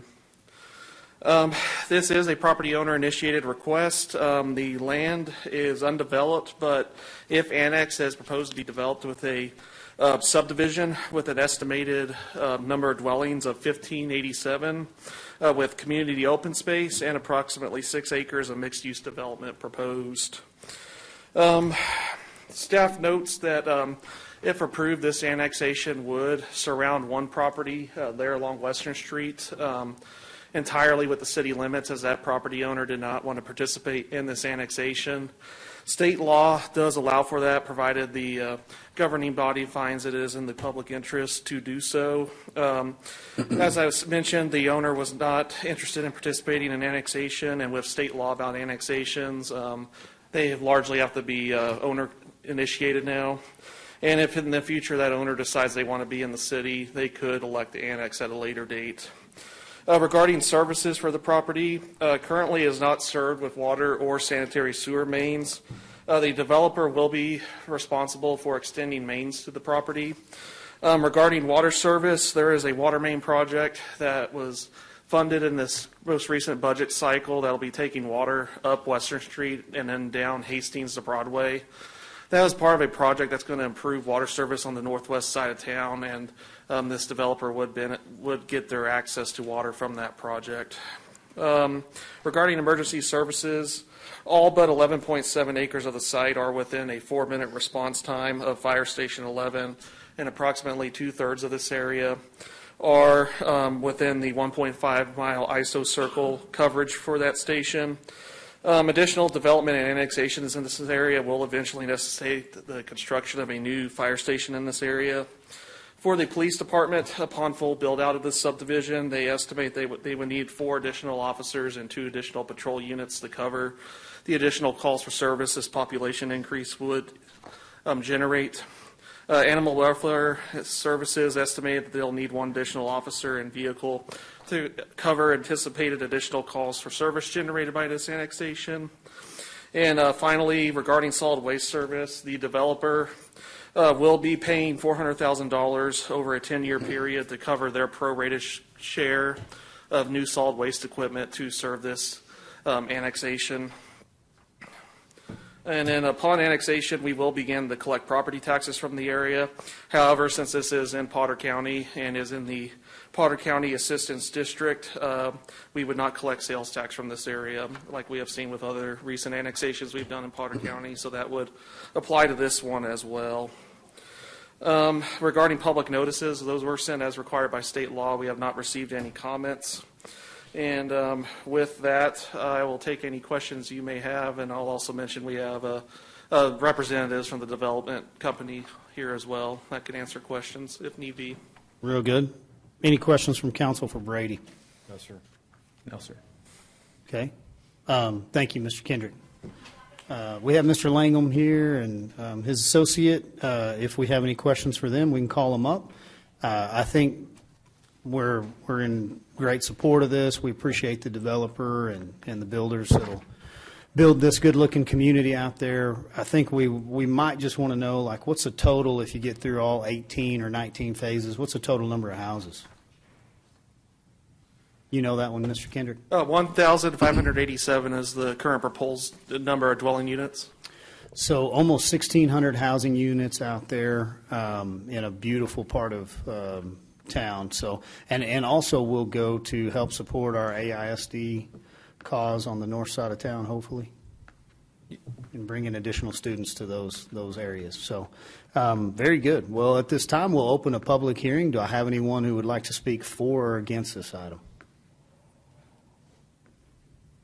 Seeing no one, we will close our public hearing, and I would ask for a motion. I move to adopt ordinance number 8168 as presented. Second. I have a motion and a second. All in favor, please say aye. Aye. Any opposed? Motion passes. Thank you, gentlemen, for being here. Mr. Kendrick, you're up again. Yes, this item is a public hearing and consideration of ordinance 8169. This is also a property owner initiated annexation request. This one in Randall County. This is a 25.77 acres of unplatted land that is in the vicinity of the Tradewind Airport, Southeast 40th Avenue and South Amir Street. And the applicants are Pega Development LLC and Perry Williams, Inc. This annexation also proposes additional single-family homes if approved. The area there in green is the area that is currently outside city limits, and that area would be 78 single-family homes. Regarding utility services for this area does have access to existing water and sewer mains, so it is considered served with city utilities. Regarding emergency services, the police department stated that they could extend patrols with the current budget appropriation, given the size and scope of this annexation, so they did not have any concerns. Regarding fire service, they did state that this area is not served with a 4-minute response time currently, and approximately 30% of the area is within the 1.5-mile ISO circle for Fire Station 5. A new fire station would be needed to serve the entirety of the area within a 4-minute response window and ISO circle, especially if development continues along Osage Street, as much of the area south of 44th Avenue faces that same issue of fire coverage currently with that existing single-family development out there. Upon annexation, this is an area that is within Randall County Assistant District 1, so unlike Potter County, we will collect some sales tax from this area, although being residential in nature, that would be pretty minimal. Randall County collects 0.5% of that 2%, so that leaves 1.5% for us, essentially. Regarding public notices, we did receive one phone call on this one. The caller saw the notice in the paper and just was curious what was going to occur. Once we explained that to her, she did not express opposition to this request. And that is all I have for y'all on this one, unless there are any questions. Questions for Mr. Kendrick?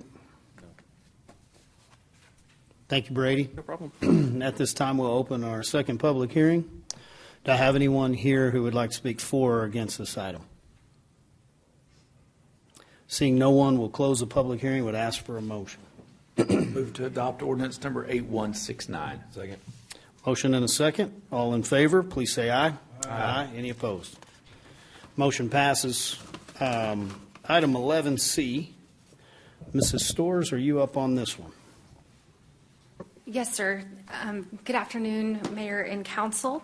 This item before you is consideration of ordinance number 8170. And this is the first reading of an ordinance to have a budget amendment with the current year budget, so the 24-25 fiscal year budget. And this is related to supporting the proposed Public Health Department Women's Clinic.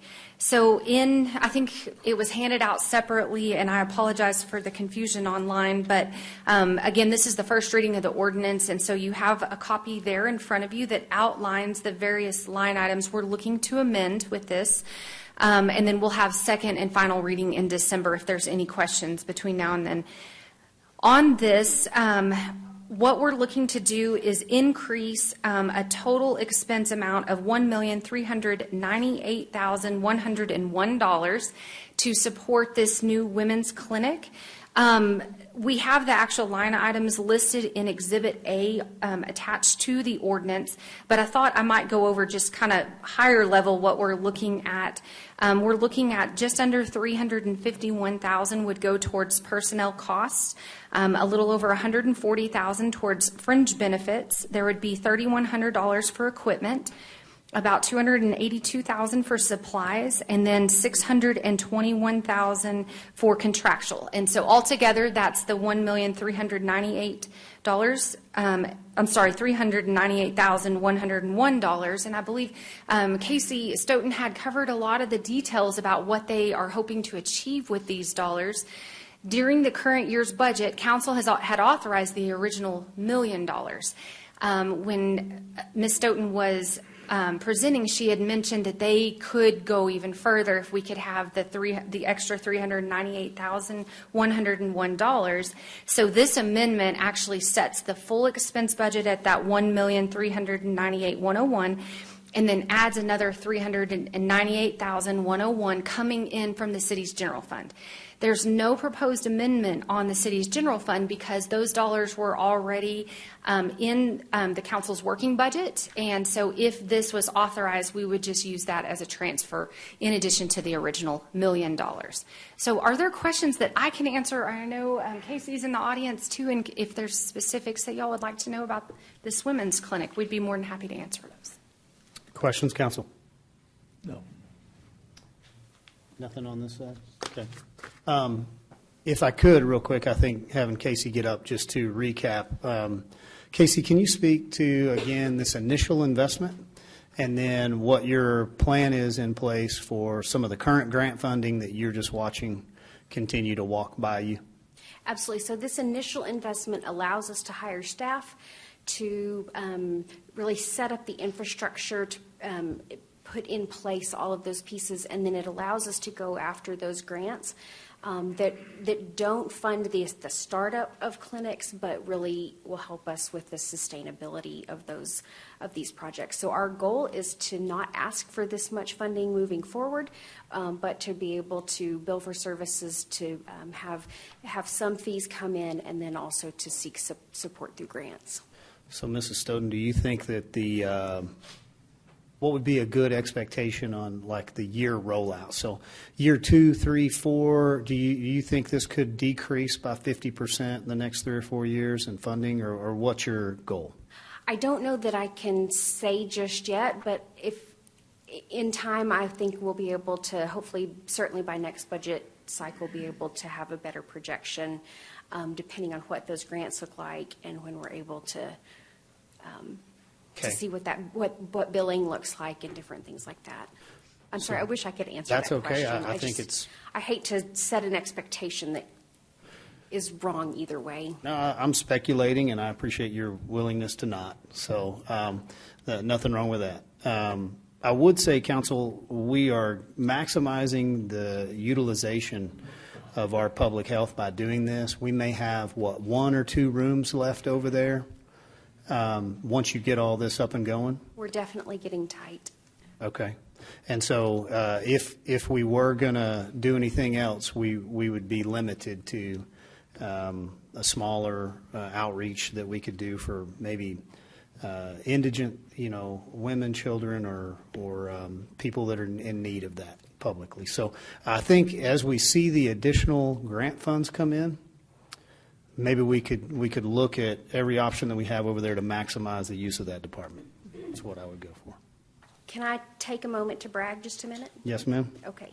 So this weekend, we partnered with Diane Gilmore over at the Downtown Women's Center, Dr. Woodburn, a local dentist, and hosted the Texas Mission of Mercy, which is a dental clinic through the Texas Dental Association. Truly a needed service here in our community. This is our 5th Teen Mom event since 2011. At this weekend's event, the clinic was held Friday and Saturday, and we were able to see 649 patients, and there was $714,000 in dental work provided into our community.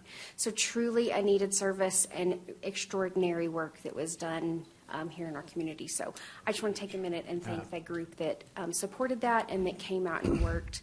All of the dentists, all of the hygienists, the registered dental assistants, all of the community volunteers, they just did a tremendous job. And I think the leadership over there, I know it was it Dr. Woodburn and Mrs. Gilmore, and then they had just a terrific staff around them. You guys supported as well. I think we may have gotten our innovation engagement team over there to try to do something so citizens can see what it looked like when they get it put up. Did we get to every person that they had? I think we were thinking somewhere around 800. Did we have to turn anybody away, or did they get them all taken care of? We weren't able to see everyone. There were a few people that we weren't able to see, so hopefully we'll work on a solution for that. Do you have anything in place, like if, let's say you had 100 individuals that came in for that, and they were local, which I know we had doctors from all across the state, and we didn't just have local people here, but if we had residents that had applied for that, were supposed to be seen and weren't able to be seen, does public health have anything that you can resource for them? Not currently in-house, but it's definitely a needed public health service. I know there's a lot of health benefits and then also detriments when your teeth are unhealthy, and so it can affect the entire organism. And I think if we had some citizens that were unserved, I know we would love to look at that just to see, not necessarily as an expense from the city, but as a point of leadership, could we help resource those individuals? Does public health have anything? Do we already have a dental clinic that allows for this? And can we contact some of those dentists that are local that would be able to give some more of their time? Just so we didn't have anybody that was turned away at the door. Sure. I know we're meeting again with Ms. Gilmore and Dr. Woodburn, so we can look at that. Texas Mission of Mercy. Hadn't done it in 5 years, what I heard. Right. 2019 was the last time. It was really great. Wow. Is there a plan to do it again next year? Or don't know? I don't know. Okay. But it's definitely a need. I'll quit asking these questions. So I'm happy to answer. We're not asking you to go out. I love talking about it. We're not asking you to go out and get us a dental chair for kids, but we are asking, like, would you have room for one if we got everything else going? And I mean, let's say you cut our funding by 50% in the first year because of grant funding. Do you have room to do, like, where we could bring volunteer dentists in over there, or what could we do? I think between the two buildings, we could come up with a solution. Okay. Well, we'll wait till a future council meeting for me to ask you to go figure out how much that costs. Okay. Let's see if we can keep managing these budgets and keep pushing money in the right direction. Thank you very much. Thank you, ma'am. Thanks, Casey. Okay, council, you got one in front of you. I'll make a motion. We accept ordinance 8170 as stated. Second. I have a motion and a second. All in favor, please say aye. Aye. Aye. Any opposed? Motion passes. Look forward to hearing back from you on that. Item 11D, Ms. Kohler, are you on this one? Resolution approving the Eastridge Community Neighborhood Association. I see Mr. Knox out here, and you got some good people that are working real hard for you. Yes. Good evening, Mayor, Council. This item is to honor our fourth recognized neighborhood association. I just have a short background on the program, and then typically we do a photo opportunity with some members of the board that are here in attendance. So the Recognized Neighborhood Association program formally recognizes the partnership between the city and the neighborhood associations for coordination on initiatives related to the neighborhood plans. It was established by Ordinance 8001 in 2022. The neighborhood groups demonstrate their eligibility through an application process, and then are recognized for that by a resolution adopted by council, and they have to meet those requirements every year and reapply for renewal. The program has ongoing responsibilities for both the city and the neighborhood associations, and also opens up the opportunity for funding allocation. The Eastridge Community Association has met the eligibility criteria and has been recommended by the Neighborhood Planning Oversight Committee for approval. And as far as plan progress, the Eastridge Neighborhood Plan was adopted in 2022. They have done work with alley cleanups, and were one of the first to utilize the roll-off program in the neighborhood that has resulted in a much cleaner Eastridge.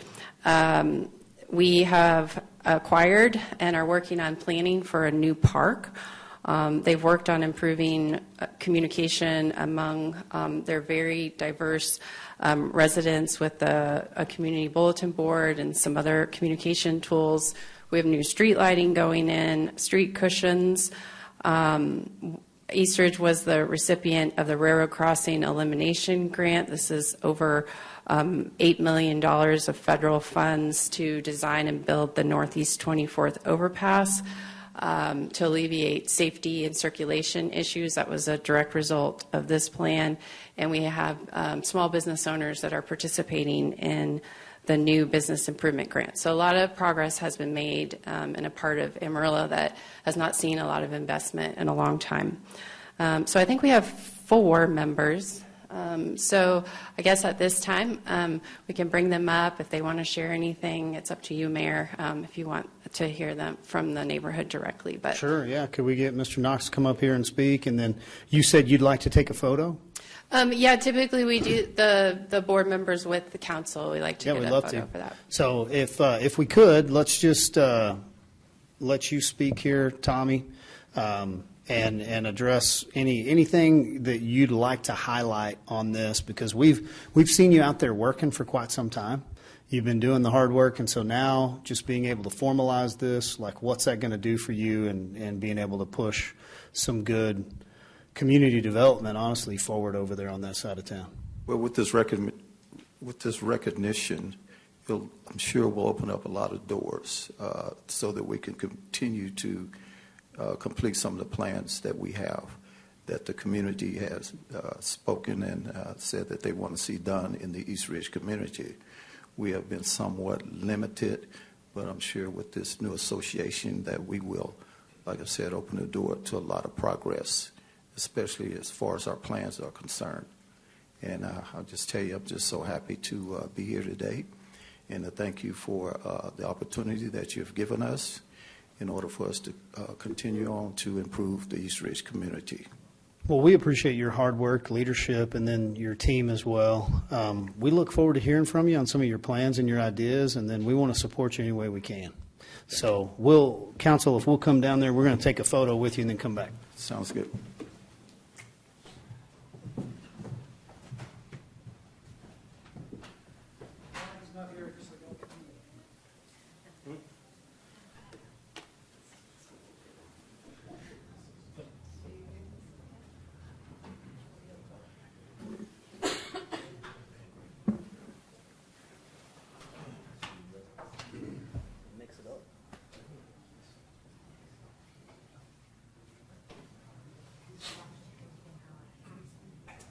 You guys jump right there in the middle.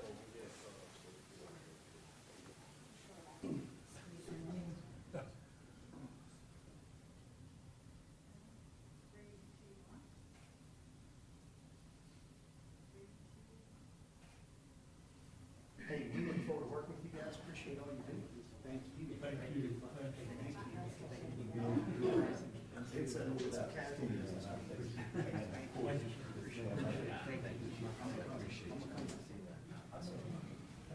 Thank you, sir.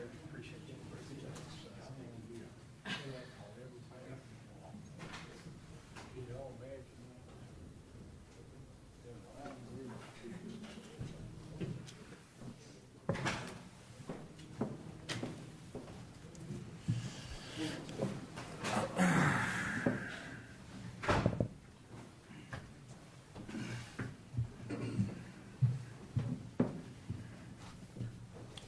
Okay, we're making good progress. Ms. Kohler, you're taken care of. You're finished. Council, if we could take a motion from someone here, we'll vote this one in. Move to adopt resolution number 11-12-24-3. Second. Motion and a second on item 11D. All in favor, please say aye. Aye. Any opposed? Motion passes. Item 11E, Mr. Path, you may have a presentation on a new path, a few changes. That's cool. Mm-hmm. And my name is commonly used for a lot of good segues like that. So, City Council, again, I appreciate the opportunity to be here in front of you. I believe this is my first time I've actually put something on the agenda. I know I've spoken a few times on some things, but in the past, but I think this is the first time I've done that. So, allow me to once again say thank you for trusting me as your new city manager. I've been here now since July of this year, and so I hope that I'm doing a pleasing job in your sight. And so, with that, I have a request for you tonight. I've been here since July. Make sure I get this thing. There we go. A little presentation here. I've had an opportunity to meet with you all many times, learn more about the organization, the background, where we're at, where we're going. I've had an opportunity to meet with the staff, from executive staff to department heads, taking a lot of tours. I'm not quite done with the tours. I still have at least 1 or 2 more to go. I'm getting there. And so just a lot of business to take care of. And so, but we're working our way through those.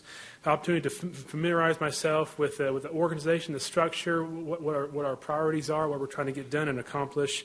Still much more to learn, of course. Now with this, from my observations, I've identified, I'd like to propose some immediate organizational changes to address 4 different things. We have some turnover coming on the horizon that we are aware of. We also have some significant existing and immediate capital projects that we know are happening and will happen soon.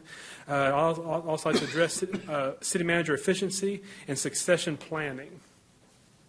Now, looking at the charter here, as I look at reorganization, again, a few items here from the charter. Obviously, you have tasked me and trusted me with the efficient administration of all departments. With this, there are opportunities once in a while to make some organizational changes that I'm seeking your advice and consent on.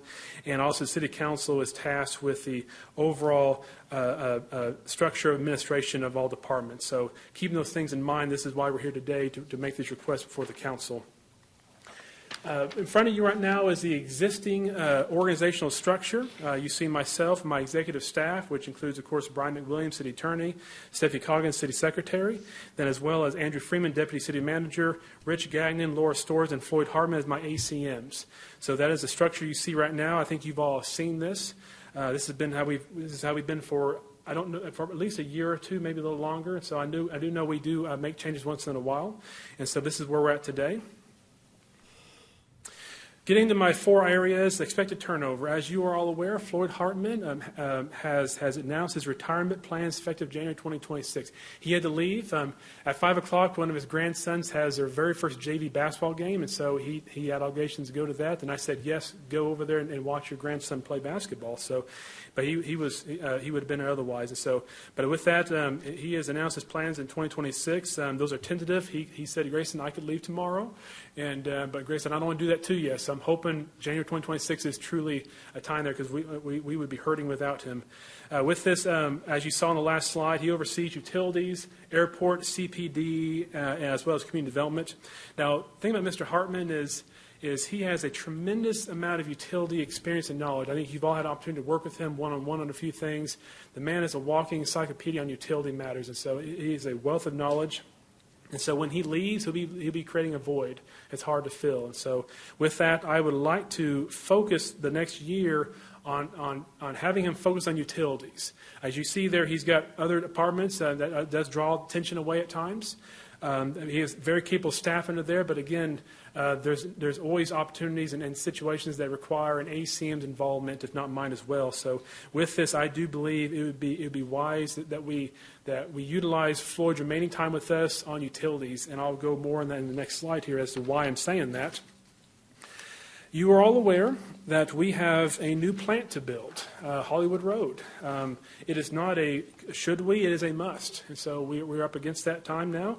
Having done one in Paris, I know the full load that comes with the preparation for doing this. It is not something you just plan and do tomorrow. There's a lot of work to be done.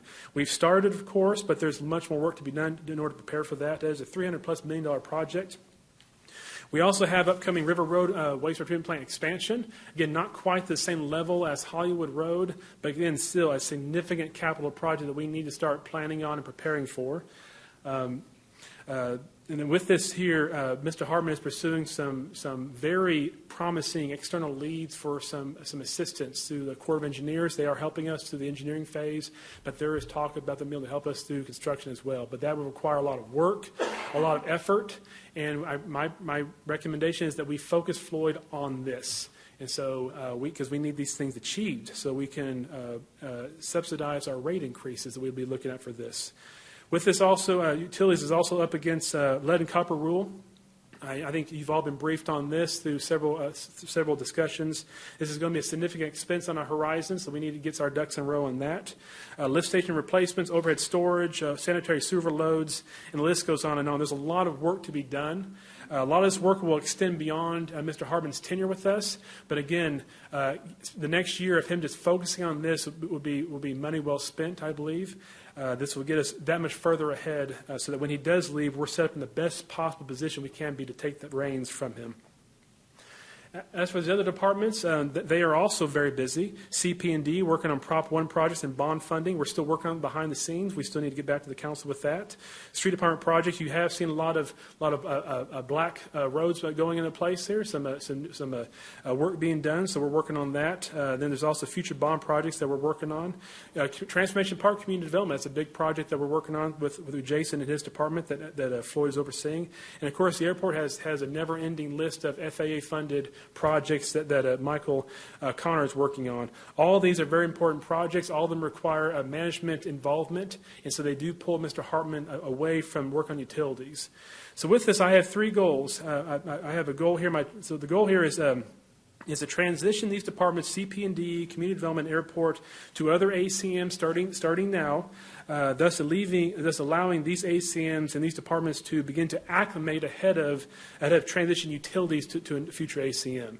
Utilities will be a heavy lift, and so I like the opportunity for the other ACMs to adapt and prepare so that when that does transition with all these capital projects in the mix, we are set, ready to go, so we don't lose sight of those important projects and utilities. So with this, my first step one is to transition CP&D, Community Development, and Airport this year, 2024. This then allows step two for Mr. Hartman to focus his efforts on utilities, while other ACMs familiarize themselves with the other departments. Then in step three would be in 2026, another ACM would then take on utilities. My next thing I'd like to try to touch on that I'm trying to work on with this is overall my department's efficiency from myself with this. I like to consolidate public infrastructure into one ACM. This would be Public Works, Facilities, CP&D, and Utilities in 2026. I'll be creating kind of a designation of Public Infrastructure Director through an ACM position. Again, trying to compartmentalize like departments with each other. That way we can have some specialty going on. That way I can when I'm assigning tasks or getting projects or the council gives me tasks, we have one ACM that impacts the entire umbrella in that field. With this, I also like to create the Public Safety Director under one DCM, Mr. Freeman. This would be Police, Fire, Emergency Management. He'd also be taking on Municipal Court and Animal Management and Welfare. This will also strengthen the focus of three critical inward-facing departments. That would be HR, Finance, and IT. Those are the backbones of our operation. They're also behind the scenes, but they don't get a lot of fanfare from everyone. But without those departments, we would not be able to operate. We have to have a very strong, successful HR department, a very strong, successful finance department, a very strong, successful IT department. So my changes today will allow some greater focus and attention on those very critical inward-facing departments so we can overall be successful as a city. And with this, I'm making a few changes and recommend a few changes there. Now, some say, how do you go about identifying which departments go where? I mean, obviously, you can try to categorize departments into like categories. Some say, well, is it a matter of number of employees? It's not as simple as that. It's not a matter of 500 employees, 500 employees. Every department is different. Every department has its own needs, its own requirements. Some are more political than others. Some have greater needs than other departments. And so I have to take that all into consideration. It's not as easy as just, okay, you have 6 direct assigns, you have 6 direct assigns. It's not as easy as that. I have to look at a lot of pieces when I'm doing this. And so with this, my last piece here is succession planning. To accomplish all this, I'd like to promote Donnie Hooper from Managing Director to ACM. Donnie is currently serving as Managing Director, but he is fully capable and very able to take on the ACM responsibilities. He's currently, he will be taking on public infrastructure. He eventually will be taking on utilities as well, is my intent. It's in 2025. Now, to do this, as Managing Director, he's also the Public Works Director, and so he wears 2 hats. He oversees civil departments while still being the day-to-day Public Works Director for those departments. Now, as he steps into the ACM role, I need him to be able to step a little above that and oversee more areas. And so to accomplish this, I'd be looking at promoting Alan Harder to Public Works Director. He's currently Assistant Public Works Director. This would make him the full Public Works Director. He comes highly recommended by everyone I talk to. He does an excellent job. I think you've had a chance to work with him yourselves. He is an excellent employee doing great work for us. So with this, Floyd Hartman will focus his attention on utilities. Donnie Hooper would focus CP&D, and Rich Gagnon will take over community development and airport. And eventually in 2020 is actually 6. Donnie Hooper will take on utilities. So putting that into an organizational chart, we have this. The yellow highlighted ones are the ones that are moving. So this, you would see that starting from the right side there on your screens, Andrew Freeman, Deputy City Manager, he'd be our Public Safety Director. He would take on the public safety departments, that being police, fire, emergency management, and then he'd be taking on municipal court and animal management and welfare. And given his background, his credentials, he would continue as overseeing planning. He does an excellent job working with Ms. Kohler. They are an excellent team together, and I want to separate those two, and so they're doing great work together. Then you see Rich Gagnon. He is our Chief Information Officer, so he can have IT and innovation and engagement innovation. He would then take on community development, as well as keeping Civic Center and transit, but then taking on airport as well. Laura Storrs, as ACM, as our Chief Financial Officer, she would keep HR, Finance, and Library, as well as Parks and Rec, and then she would take on Public Health and WIC.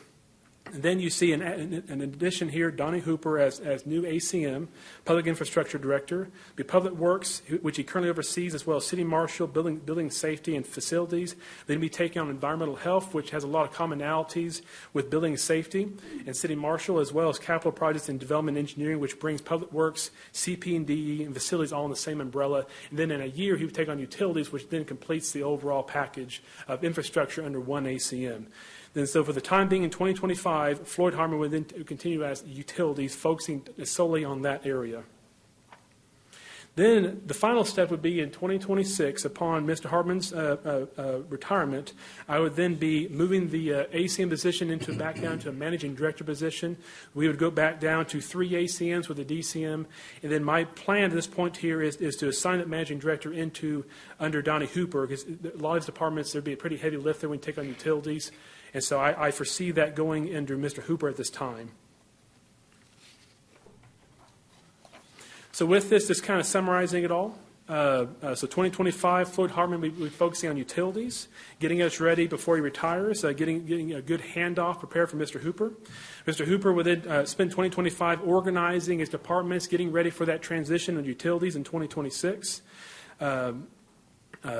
Mr. Hartman, his position as ACM would then be reclassified to a managing director in 2026, which I foresee being under Mr. Hooper at that time.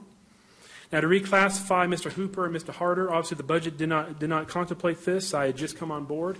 So looking at this, I see about a $67,000 increase in order to do this. Now, I'm very confident we can absorb that, and I do believe that the benefits and the efficiency that we will achieve through this far outweigh the cost of that addition to the budget. So with that, I'll take any questions or concerns the council has. And with this, I would recommend you approve the resolution. Questions for Mr. Path?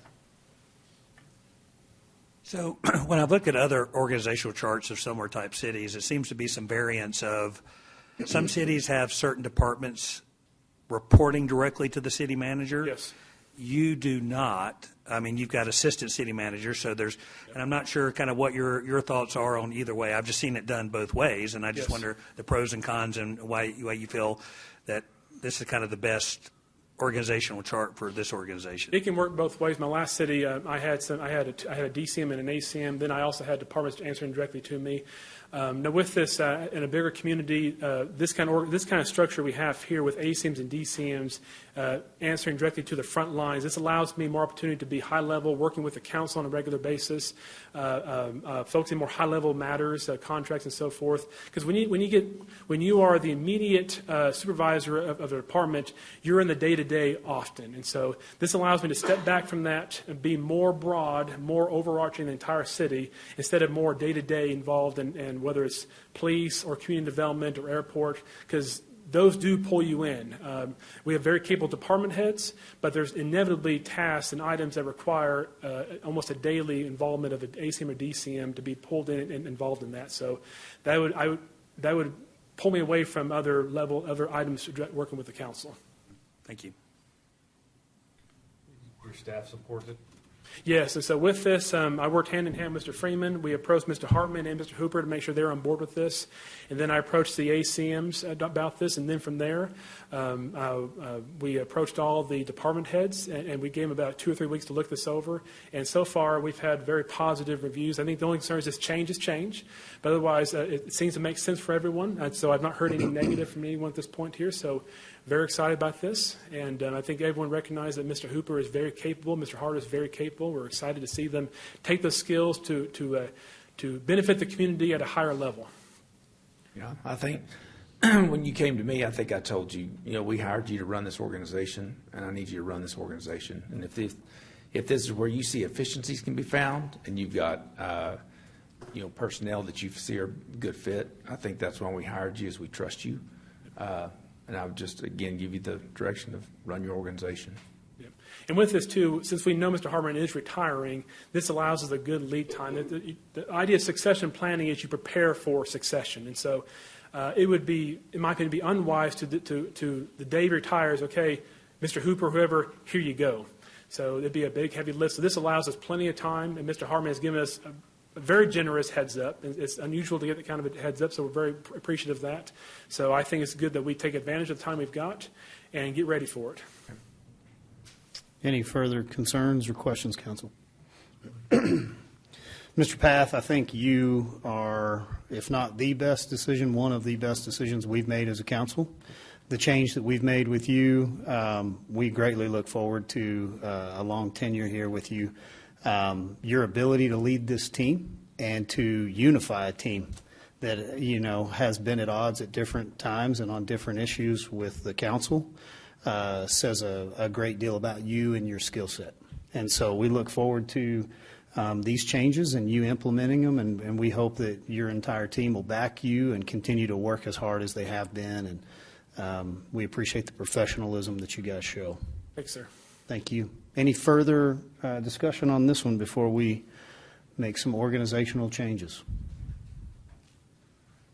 Okay, would ask for a motion on 11E. I move to adopt Resolution 11-12-24-4 as presented. I have a motion and a second from place 3. Any further discussion? All in favor, please say aye. Aye. Any opposed? Motion passes with a 5-0 vote. Thank you, sir. Thank you, Councilor. Appreciate it. Congratulations, Donnie. I'm going to work us out of order here on 11E. So we have F and G that Mrs. Coggins is going to present after this next item. We have one of our local heroes here, a fireman who has to go on shift at 7, so I think he's leaving us at 6:20. And so to make sure that we can get to 11H and J, I'm going to pull us down and work out of order and bring up item 11H. We'll take up 11J as we need no action on 11I. And then I'll come back to 11F. Is everybody good with that? Everybody know where we're at? So consideration for approving the amendments of the Articles of Incorporation for the EDC. Mr. Hyde had to jump off. I believe he was heading to another appointment that he had. We've seen these articles. They've been in front of us. We've discussed them. We definitely have felt the pros and cons from our constituency. We understand the benefits in these, and we also understand that these can be a controversial issue. So it's important that as leaders we take our time and that we continue to listen and we take this one step at a time, never really kind of digging our heels in the ground and saying it has to be this way. And so part of the reason that I preface this is today we have this on a Tuesday. These articles weren't formally given to us until Friday. Some of you guys didn't get to review them until yesterday. So, council, I would open it up for a discussion. I am still an advocate for amending the articles. I see the benefit in them, and I'm glad to have this discussion with you here. I am not trying to push an agenda forward that has, let's vote on this today and let's push it through. Now, I think at the benefit of the EDC, I've been trying to move us forward so that we can put all of this behind us and focus on business again and get out of the world of politics. But with the changes that have happened at the board yesterday and with what we have in front of us, we honestly don't have a functional board.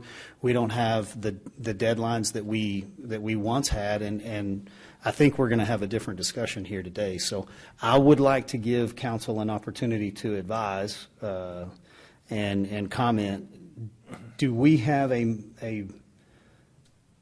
still have a desire to move forward today on these articles, or No. would we like some additional time? No. I mean, I just got these yesterday. Yes, sir. The final version. More importantly, I don't think the public got these till this morning. So in full transparency, as we try to help, I think we should not even, there's no benefit for me today to discuss it because I haven't had a chance to look at it. So I say we just move it forward. Let me go to this real quick, just so we can jump on this. Typically, you would have a board that you're working with that would help you in amending these articles, and that would give some of their consent. And we've had the attorney on their side who has worked with him on this, or worked with Mr. Hyde on this. In what you're saying, Councilman Simpson, I would ask, would you be more comfortable with a board placed first before you took this on? Or would you rather be the board member that comes on after all this is done? Well, I think the priority we probably have now, given the events of yesterday, is to begin looking at placing a new board. I'm not sure without a board or with a board of one person, how does the EDC function? Correct. I agree. That's a question we're fixing to answer. Yeah. But I want to say that I understand exactly where you're coming from. I think we've done a good job as council, rolling agendas, putting things out, making sure the public understands it before we put something in practice. I don't want to flip the script on this and not follow good practice. I think we've worked well as a council as well. So what would be your expectation like in reviewing these one more time, taking your time? Would you be comfortable in December, or should we push it till the board's in place? Well, I think I don't really know right now when I would be comfortable, because I don't know how long it's going to take me. I want to talk with attorneys on both sides of the issue. Okay. One thing I asked for, and I did receive from Mr. Hyde, is copies of articles of incorporation that he has done before. And I was only given one type A example, and it didn't have any of the wording similar to what we're looking at. And so my question to him is going to be, since he's kind of the expert on this, I would just like to be sure that I want to see another articles of incorporation that has this similar type wording somewhere in the state of Texas. And I want to reach out to them, because what I'm hearing, and I don't know the answer to this, is, boy, this could really bog things down. And without putting it in action, I don't really know. But if this type of wording and this type of guidance is as common as Mr. Hyde is saying, I'd just like to help him give me an example of that, so I can see actually in writing how that mirrors what we're looking at doing. And to be honest with you, I'd like to call that EDC or someone on that board just to tell me how this works. Because what I don't think we want to do is we don't want to do things to hamstring the operation. And at this point, I'm not saying what is proposed here hamstrings it, but I don't know for sure one way or another, because I have nothing to compare it to. I would do my best due diligence to try to get that done as soon as possible, so that we could look at getting done on the 10th. But I just think, okay, for right now, I just haven't given, I've been told that this is common, but I haven't seen it. And I haven't seen Mr. Hyde's experience at writing these for anyone else. And so I just want to get a good idea of who's got articles of incorporation like this, and confirmation that it doesn't hinder economic development or slow things down. Okay. And I would say the one other thing, and I mentioned this before, there's only so much detail that you can put into an articles of incorporation. Mm-hmm. And we've seen this in the expenses. You don't have in the articles of incorporation, okay, when you file an expense report, you need to have A, B, C, D, and E. So while the Articles of Incorporation does provide a good overarching guiding document, it does not provide the detail. And I mentioned this before, but what I would like to see is the framework for some detail that gives specific guidance. You talk about, protecting the employees and protecting the board. What I don't want to have happen is that we pass these and then we don't really work out the details of it. And 6 months from now, somebody does something and we say, well, wait a minute, So I just think the Articles of Incorporation are a good thing, but actually how they are implemented and whether that's through bylaws or policies, I just like to have I think everybody needs to have a good understanding of how that's going to work and to appropriately move this forward. Understood. Yes, sir. Sorry, I cut you off. No, you're good. I would agree with Les. I mean, I too have not had an opportunity to really look at this. We've been told some things and just aren't sure. I don't know how, from what I've been told, how collaborative this has been. I know that was in our strategy meeting that's what we discussed, that it would be collaborative. Things have changed because of the board members. I think, to your point, Mayor, that, having a board would be great, at least some that they could meet. But I think our focus has got to be on the city and what's best for the city. But the lack of policy, I think, that was at our EDC was pretty poor. And I think we just operated, the EDC operated the way they've always operated, but there was really no policy. And I think, to Les's point, besides the Articles of Incorporation that we need to put in place, I believe there's got to be some policies that they offered up. But I think some specific things like Tom brought up, and when you run a business, there are certain things that you do and how it operates. And I think we've got to take a look at all of that just to make sure, like you said, just protect the employees, to just say, hey, this is how we're going to operate, and this is the way it's going to go, and not even. I think it's collaborative. I think running a business, I would guess that they would want that. I don't want this to ever look as punitive. I just think that there was a lack of policy, and this created the problem, right? And I think that created the exchange, I think, for some of the other things, but our focus has got to be on the city and what's best for the city moving forward. So my request is that we wait. I think by the December 10th, I think I should have the answers that I want, or the comfortability being able to talk and get the answers I need. Okay. Yes, sir. I think I would like to see us not do anything with it today, as well as nominating board positions. I think we need to slow down a minute, take a look at the Articles of Incorporation. I think what we might need to do is appoint somebody to maybe head a EDC search committee, maybe send out again to the citizens to say who wants to really be on this board, because you're coming into something that's totally different than it was 4 weeks ago. And I think we'd do anybody an injustice by taking a list we have today and applying it to appointing people. I think it would be better if the mayor would maybe appoint somebody. We got one board member. If we appoint somebody to help get things on track, I think we might be able, and I'd say if we do it the 10th, fine. If we don't, we can do it the 1st of January. But I think we need to do it right. So I don't agree with everything, but I do agree with the direction you're going. I think I just would have some concerns in not having a functioning board and what that would look like, and so like leaving those vacancies, I don't know. I want to have a discussion on that, but Councilman Kraft, I didn't hear from you yet. Yeah, as far as I don't know about a committee, Tom, but I think we need to get a board placed. I think it's a priority, but we need articles placed too. So I think if that gives time for a month to get these restated articles in place, but I think priority is a board so we can get EDC back in business. Could I ask, because this is what I'm thinking, and I don't know that I'm hearing it correctly, but I think a lot of the issue here is we are needing to move one step at a time, but we're also talking about 3 or 4 steps. And so we just don't have clarity, as Mr. Brown, said, like we want greater clarity.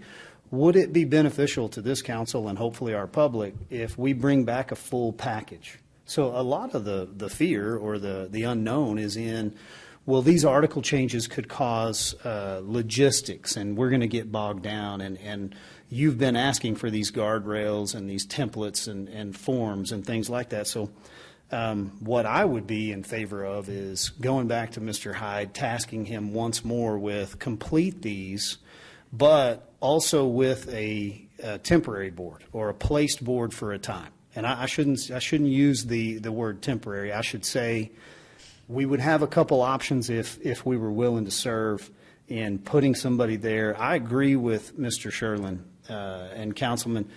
The 30 names that we have applied here, and the gentleman that I spoke with that said, take my name off, like I didn't know what I was getting into. I don't know that it's fair to try to place a board while we're in the situation that we're in. So I would be willing to try to place an individual that I think would bring a good skill set to move this thing forward in rehabilitating that and putting a board together long term. But I don't know what that would look like if we had just 3 people on that board. So, Mr. Path, I'm curious on your end, and also McWilliams, do we have, what does it look like if we leave multiple vacancies and we have a functional board of 3 or 4, or if we have 4 vacancies until we get a full package together, iron out the details, and then try to place a board after? Okay, can I interject real quick? So my concern, I think that what we were discussing, what Councilman Sherlin said is, I don't want to hamper them. Like you said, we got to get the EDC back in business. So I think the question too is, do we have a board? What constitutes a board? I mean, is that 3 so that 2 could meet and reach quorum, or all 3 meet, just so that we could get back in business? We don't want to put the brakes on any more than they already have been. So I would add that to it with Mayor's question of what does that look like and how could that be done? What I would recommend is that I do think it'd be helpful, given the current situation we're at, is that the council either interview or discuss these individuals you're considering for the position here. So that may take another 30 days. And so maybe December is a good option here, just so you have a time to either re-advertise if you so wish, or take the names and then bring them back in and talk to them or so. But I think from what I'm hearing from the council, I think you're looking for a board that you feel you can work with, and so I think you want to know who you're putting into that position. So I'm not sure what I'm hearing so far. I'm not sure. I'm not gathering that you are prepared to do that today. So I'm not hearing that you all are comfortable with the names you have because you're not sure who they are yet. So I think probably a little bit of time, maybe December, to do that. Maybe you need to do. So I do have a potential proposal, but I want to listen first. So, I hear where you're going. Continue with what you're hearing. If you're comfortable, uncomfortable, where do you want to land? Well, I mean, I guess my ask is, I don't know that we need to ask Kevin, is what does it look like for the EDC without a board, without a sitting board? We got 1 member. What does that look like for you guys, and what does that do? Do you need another one, another 2? Like, what does that even look like? I guess we need direction. I guess that's what Mayor was asking. Well, we know there's requirements by the law. We're not sure what that requirement would be for a potential vacancy. Mr. Carter, would you be willing to speak here, and we could ask you a question or 2 and keep it to that? Also have counsel here. I don't know if you want to ask. Sure.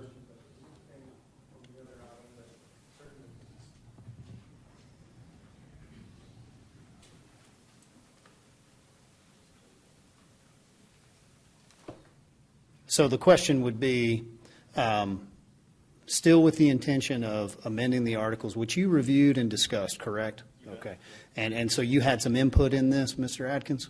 Yeah, absolutely. Yeah. Okay. George Hyde and I worked together since Friday morning, essentially. Okay. And I know you were down to the wire. We had some scheduling conflicts. We didn't have enough time to get it thoroughly prepared and in front of all of us, so we're gonna push that out a little ways. I think if we did bring back a full package with documentation, forms, some procedural stuff, it would alleviate a lot of the fears of what could this cause, and then help, Councilman Simpson and the rest of us to understand what we're doing. In the meantime, we have 1 board member here who's hanging with us. And so do we need 2 additional board members placed just to get them there? And could we do that here today? What would that look like from a legal standpoint if we didn't do it until December? You know, the challenges, And if you go ahead and get up to the microphone so they can hear you online. yep, the challenge is that the statute requires 5, minimum of 5 for a type A. And so I'm unaware of what it means to have less. In the ordinary course, a nonprofit corporation with 5 members would need 3 to attend any meeting to have a quorum in order to take actions, similar to how y'all run.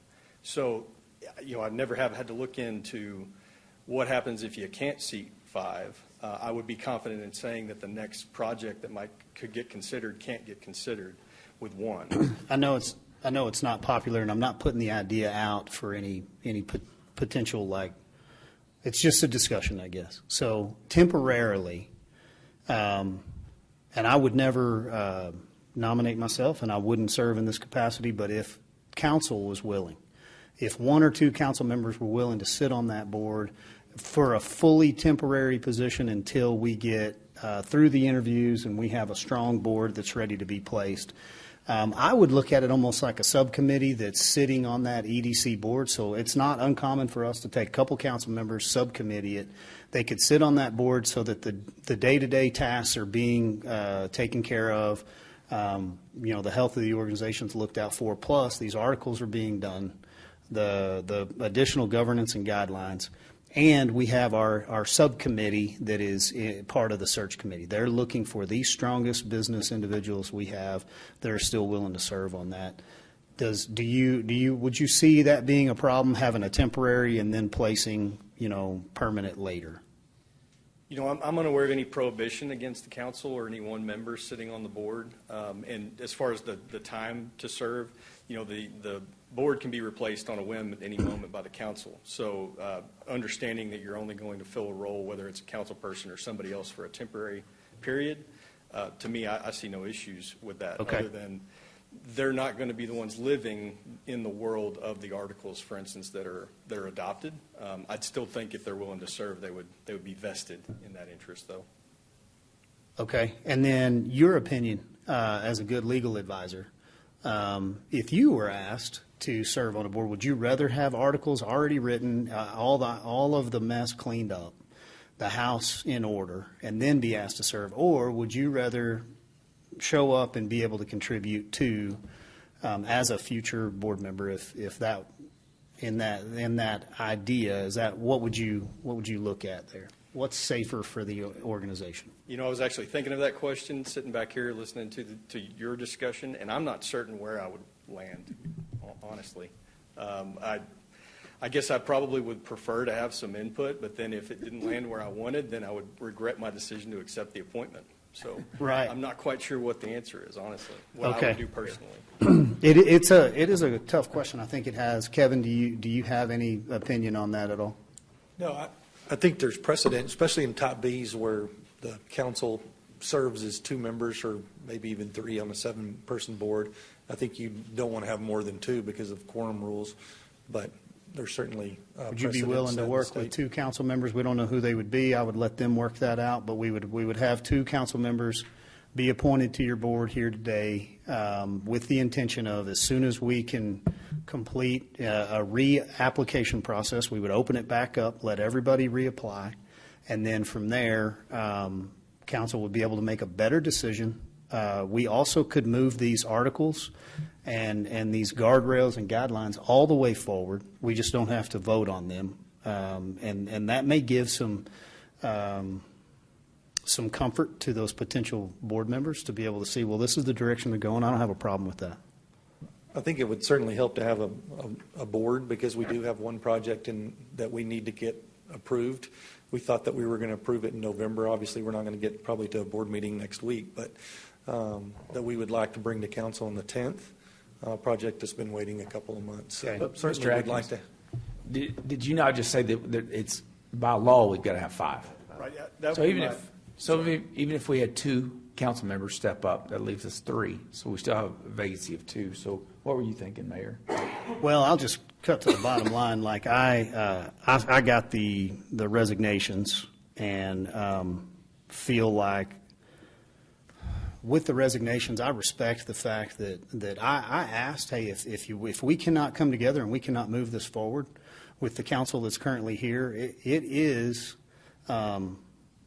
respectful and it is a courtesy to step down. And I know that wasn't done necessarily in the business professional manner that I had hoped for, but at the end of the day, it can still be the right move. And I at least respect the fact that they said, we don't want to work with you. And so now knowing this, I reached out to Alex Fairley and I called him and I said, hey, would you be willing to serve? You're one of the best businessmen that I know. You've got a great wherewithal. You're fully connected. And he said, no, I'm not getting in that mess. And I said, well, do you have anyone that would be willing to come on? I need somebody that cleans up a mess. I need a fixer. And then I don't need a runner. And I'll just be very open and transparent.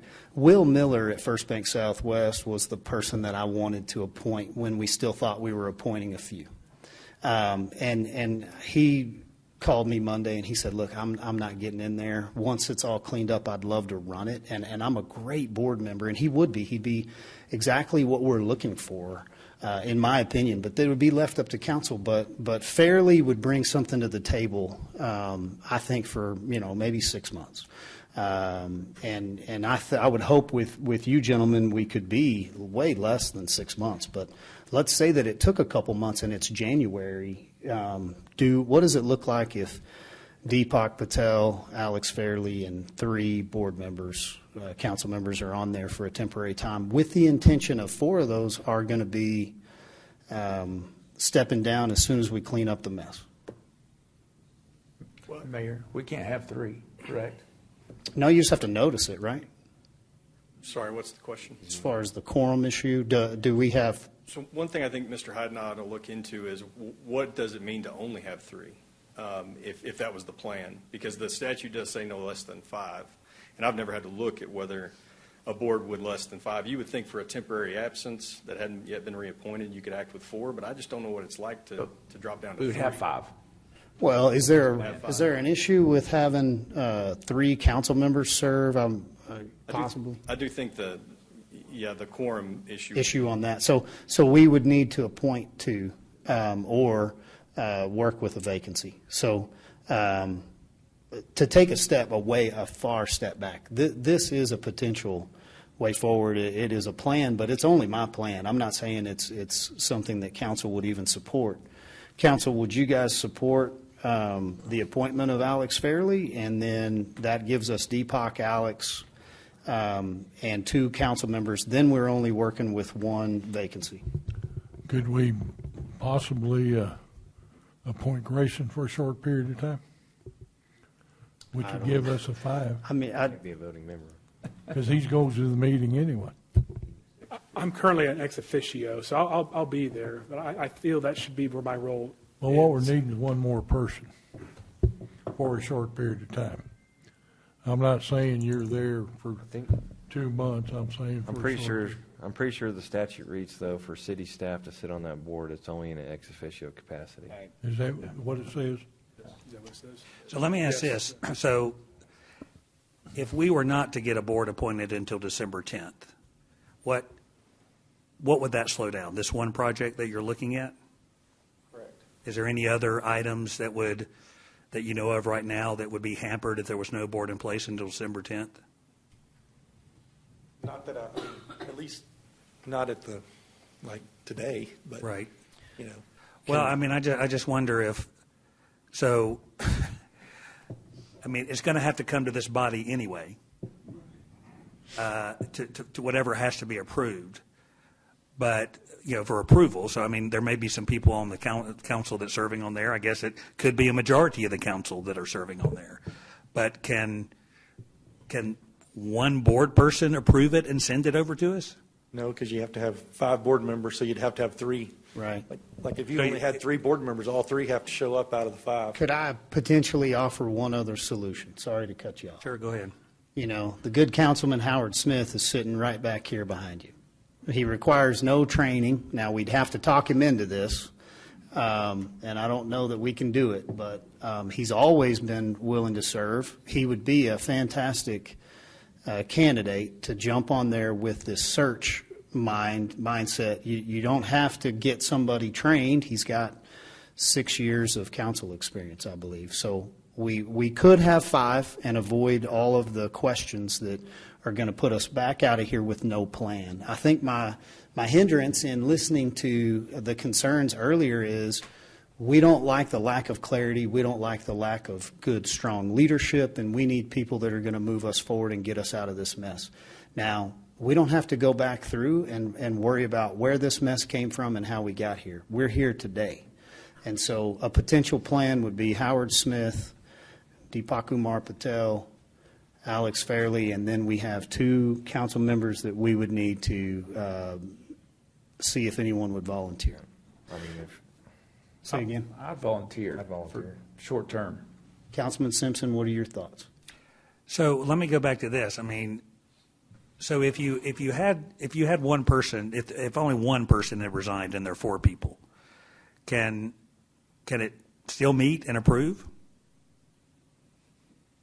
I've honestly never had to look at that. I'd be happy to and report back. My theory would be that the law has to contemplate some sort of temporary absence of a member. Mm-hmm. For instance, somebody who passed away a day before a meeting, I wouldn't think that would totally halt a board's ability to act. I do think it would still require, at least 3 showing up out of the 5 seats that are available to constitute a quorum in order to act. So if there were only 3, no action could be taken, or you don't know at this point? I haven't had to look at that. I'm happy to look at that and coordinate with Mr. Hyde if you guys would like. My bet would be it might be the same answer whether it's 3 or 4, so long as there's a quorum sitting and so long as all 3 or 4 show up at the meeting, or a minimum of 3. And a quorum is defined as 3, correct? 3 out of 5, yes. So if there were only 3, they would all have to show up. Correct. For the meeting. I mean, yes. I don't know, whatever may be easiest to get us, across the finish line on this one. What's your thought on, Councilman Simpson, opening this up for another 30 days reapplication? That way, all those that are currently applied now know the mess we're in. They could reapply, or half of them may bail out.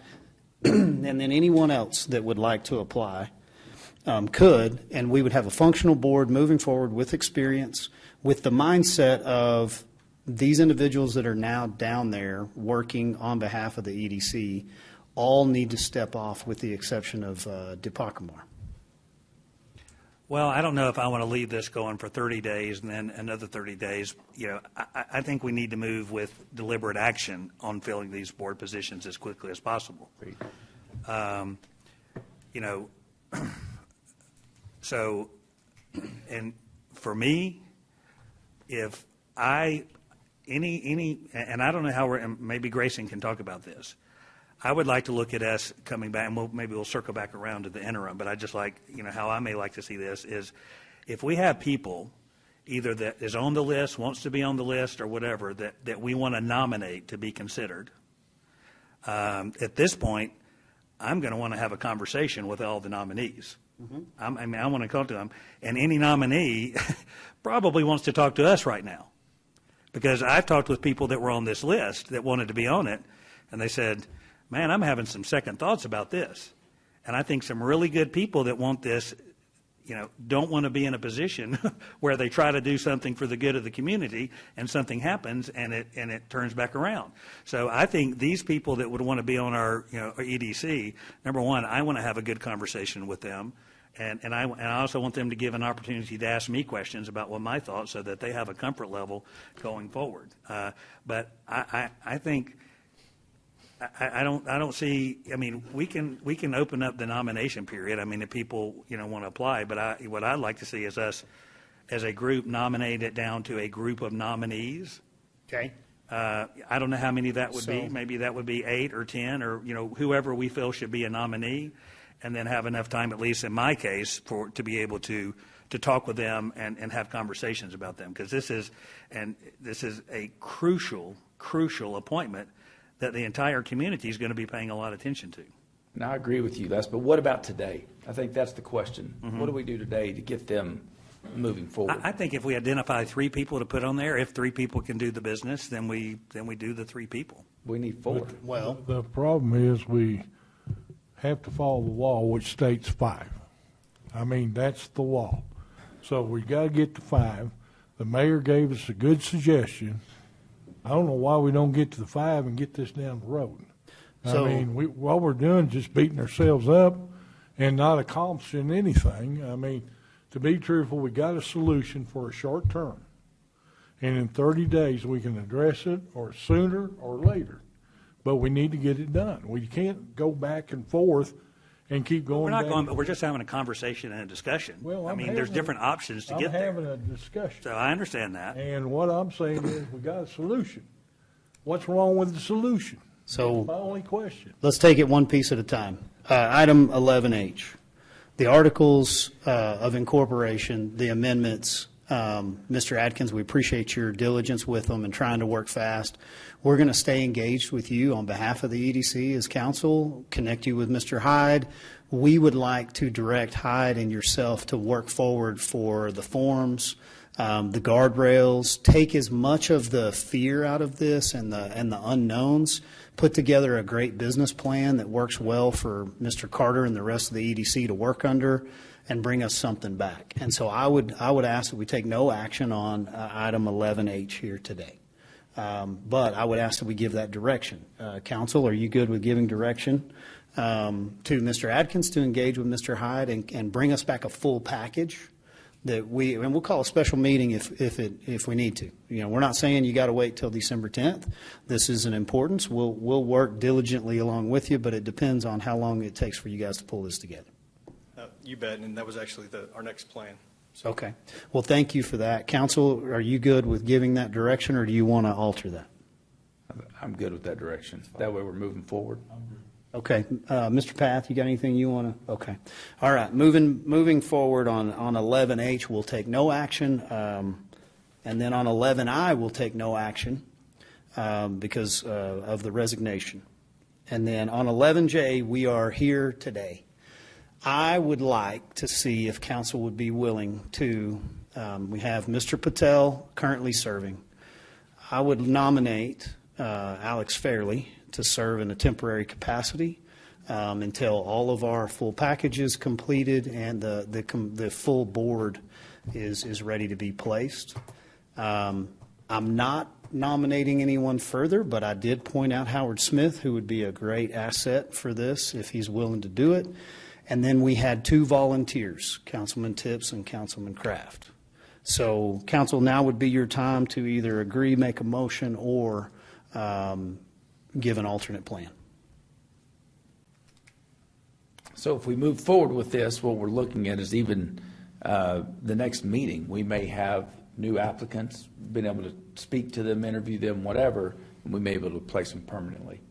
Well, we need to have a further discussion on how we're going to take applications. So that would be a step further for the search committee, of which you just volunteered for. So, like, you're going to have some. That wasn't stated. But. Well, no. Well, I guess I'm saying it in the right way. You get to direct whether we are taking applications or we are making nominations.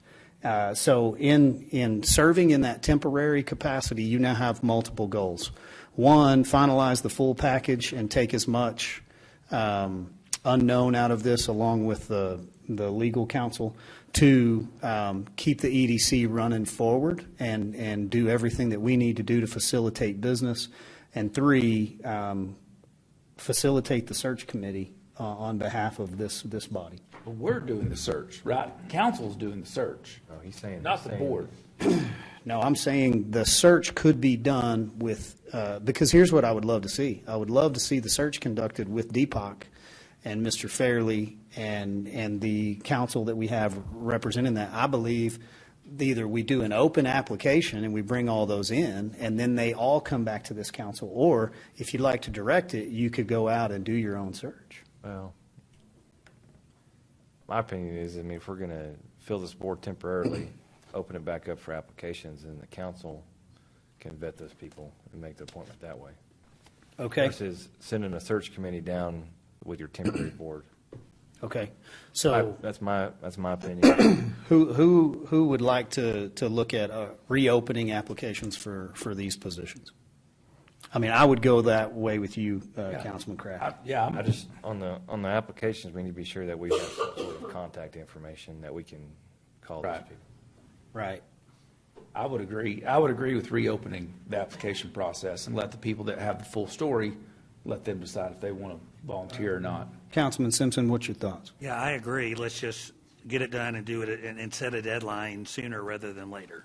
So if we have a path forward here with 2 council members, 3 citizens, one of which is very experienced, serving in this capacity with the intention of we're gonna have nominees, and any of these people, Howard Smith is currently an applicant and still wants to serve for a 3-year term, so he's not excluded from serving for 3 years. He would just be willing to serve underneath this temporary capacity. Is what I'd be asking Mr. Smith. But then we could direct the city secretary to put these back open for 30 days. And I think December 10th is a great goal. December 10th to do what? To bring these back to council. To appoint a new board on December 10th? I would love that. I don't think that's we can do too, that. okay. I mean, what I'd like to see is if we have applications, I'd like to bring back to council and go through and see of the people who apply, or, people, we can nominate our own people even if they don't apply. That's correct. If we wanted to nominate a group of individuals that we'd want to be considered for it. Do you think that you would be looking for a discussion on the 10th to advocate for those nominations and give our public an update, or would you rather wait till January till we had like all of the homework completed? I think sooner rather than later. Okay. But can I say something real quick? Yes, sir. This is the way I envision it. So this temporary board, I mean, correct me if I'm missing anything at all. We get the package completed. Everything's set in stone how it needs to be. During that time frame, we have the application process going on. Once this is all completed, we've all vetted our applicants that we want, and after all that's done, that board's appointed, your temporary board's out. Is that what I'm understanding? I mean, that's the way it makes sense in my head. So let me go back. My mistake is in thinking we could have something ready to vote on in December. I understand that can't happen. Right. But you could have the applicant pool finalized, and you could be in the interview process by that time, and then we would be trying to place a new board in January, potentially. Well, what if and that's if you hold the application process for another 30 days. Yeah, well, you want to hold it for less time? Well, that's a possibility. Mm-hmm. I mean, because most of the people it's already going to be out there. The media is going to carry it. The word's going to get out there pretty quick. So maybe we hold it open. And I don't want to rush things. I'm just throwing this out there. I know you might want to weigh in. If the application process is open for 2 weeks, and then we have the opportunity to get them, or like you said, bring our own nominees, whatever. But then we may have time to place those on. May I ask a question? Yes, ma'am. We've got 29 applicants for the AEDC board. Would you like us to reach out to those applicants and see if they are still interested in serving at this time? I'm not sure yet. So let me table that question and come back to it.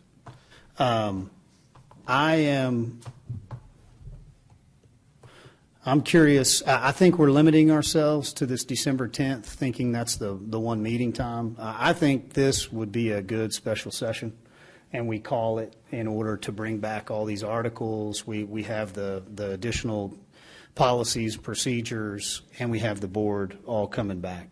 So I think honestly, it'd be the 3rd week of December if council's willing. Not Christmas, no, that's 4th week. So we'd be looking before Christmas holiday. Is that something we would entertain in giving ourselves enough time to open this up, contact maybe with Mrs. Coggins, see who's still willing to serve, and then place these temporary board members to keep you functioning, knowing that you're going to have some needs coming back, potentially December, or if you needed to meet with us before.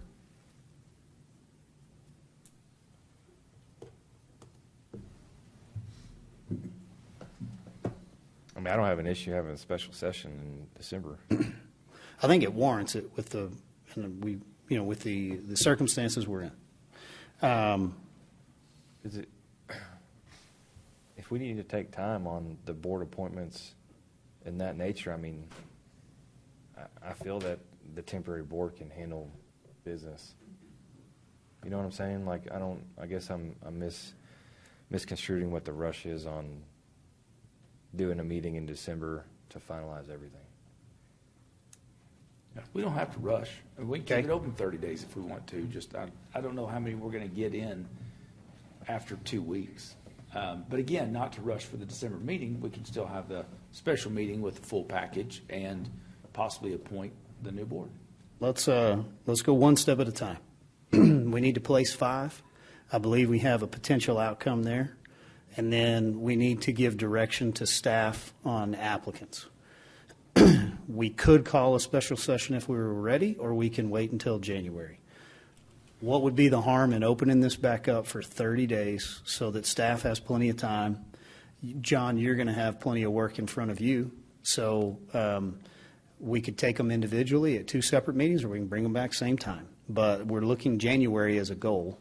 Council, are y'all okay with moving forward with that pace?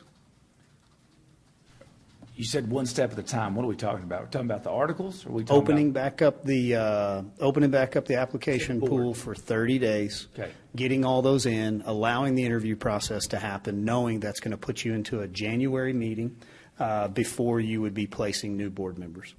Sure. You good with At that what pace? point, but are we going to identify out of the 30 or 40 that apply, are we going to narrow that down to a list of who we consider? Not in this format. Each individual council member would interview those individuals that they would want or nominate their own. It would come to a regular meeting like we would normally do, where you may nominate somebody, they may nominate someone. We wouldn't be vetting it down from 40 down to 10 in a public meeting. And I could see the drawback in ever trying to do that. With individuals that are willing to serve, and us having an open discussion of, well, he's not in my final 10, or she's not, this. So I don't see the need to go from 40 to 10. Can you explain if there is something you're Well, driving because at? if, I don't necessarily know if, we'd all have time to interview all 40. I'm just saying I don't know how it would go forward. I just want to have a conversation with those that we are considering putting on. And if having a conversation with 40 people is the only route, then. Well, that's back more like the search committee that I think we kind of got away from. That would be putting it in the board's hands down at the EDC level to go and do a search and narrow it down to the final few. Then those would come back to this council for appointment. And I believe I got pretty strong pushback from you that you don't like the search committee idea. I don't, respectfully. Understood. Because, now you're having a committee of citizens that are appointed down the EDC. But I just don't think that's how this is built to operate, for appointing members to that board. Well, no, I agree with the search committee. Well, and I would say if we have 40, each one of us can narrow it down to our own, like what you were saying, our own top maybe 10, whatever.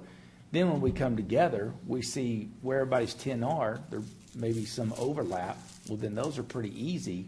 And then we discuss the others just like we discuss any other appointments. I'm willing to take that as a later date. Do we want to get the interview applicants in? And then if you wanted to have a discussion, of making nominations to see where they land, then we could do that without it being an exclusion process. It would be still a nomination process, which is going to be very important in nominating, not excluding. Grayson, how we solve this problem? Have you had any experience or on board placements or how going through this, or you have any suggestions? Well, I think I've talked to a few offline. Board appointments are a very challenging thing for councils, and it's a very, very important decision you're making because they're acting as your designees for these boards here. So I've always advocated that councils be knowledgeable of who they're putting on a board before they put them on that board.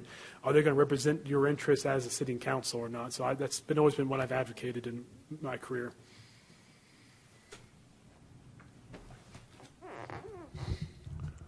I'd like to make a motion.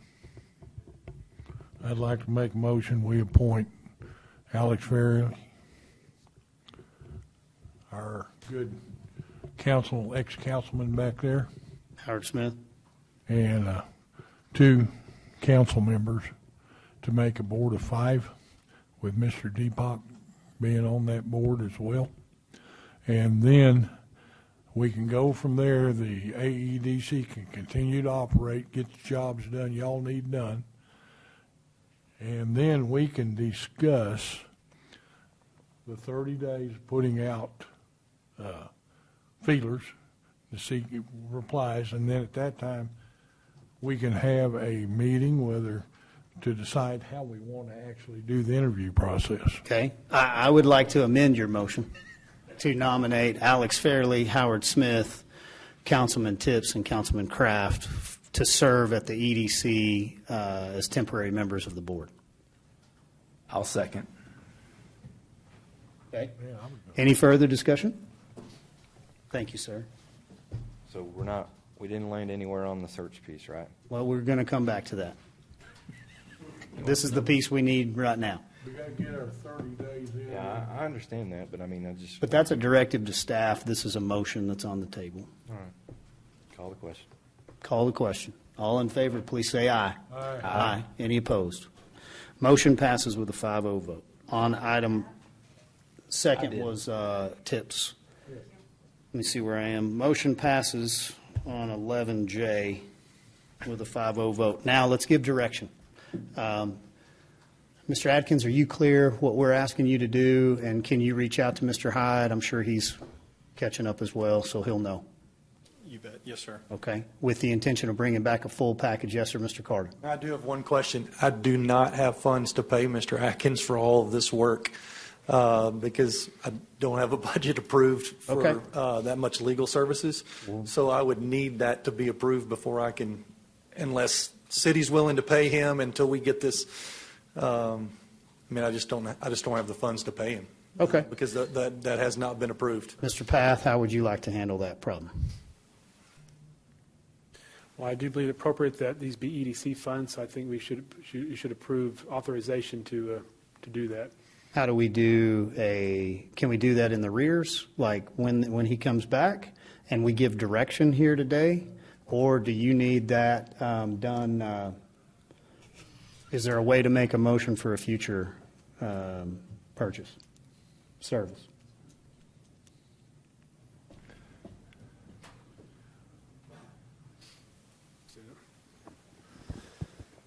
You've already given him direction on budget for operational purposes. It was not specific to legal, but legal is always accessed by AEDC. So to me, I think you've already done it. So, Mr. Atkins, are you good with working and knowing that the future draw request will come to us from Mr. Carter showing the reflected cost by your firm? Of course. Yeah, Okay. I'd be happy to. Anything you need further on the direction to bring back the full package? I don't believe so. I think Mr. Hyde will probably run that show. He's got the forms that we'll start from. He's referenced that he has those and was going to send them to me, so we were already going to get going on that effort. Okay.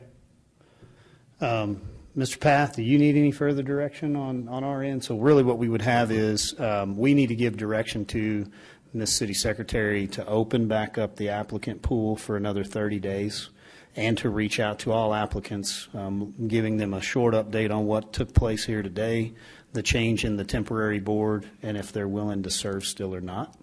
And then we would ask you to bring those back to us as soon as you have them, so that we'd have as much time to reach out and do our own personal interviews with the intention of bringing something back in January. Okay. Anything further on this item? Councilman Kraft, we appreciate you staying a little late. Do you need to step out, or are you good? 6:30. I got about 20 more minutes. Okay. With nothing further, thank you, guys. Appreciate you. Item 11F, Ms. Coggins, if you will take us to the Potter County Appraisal Board of Directors.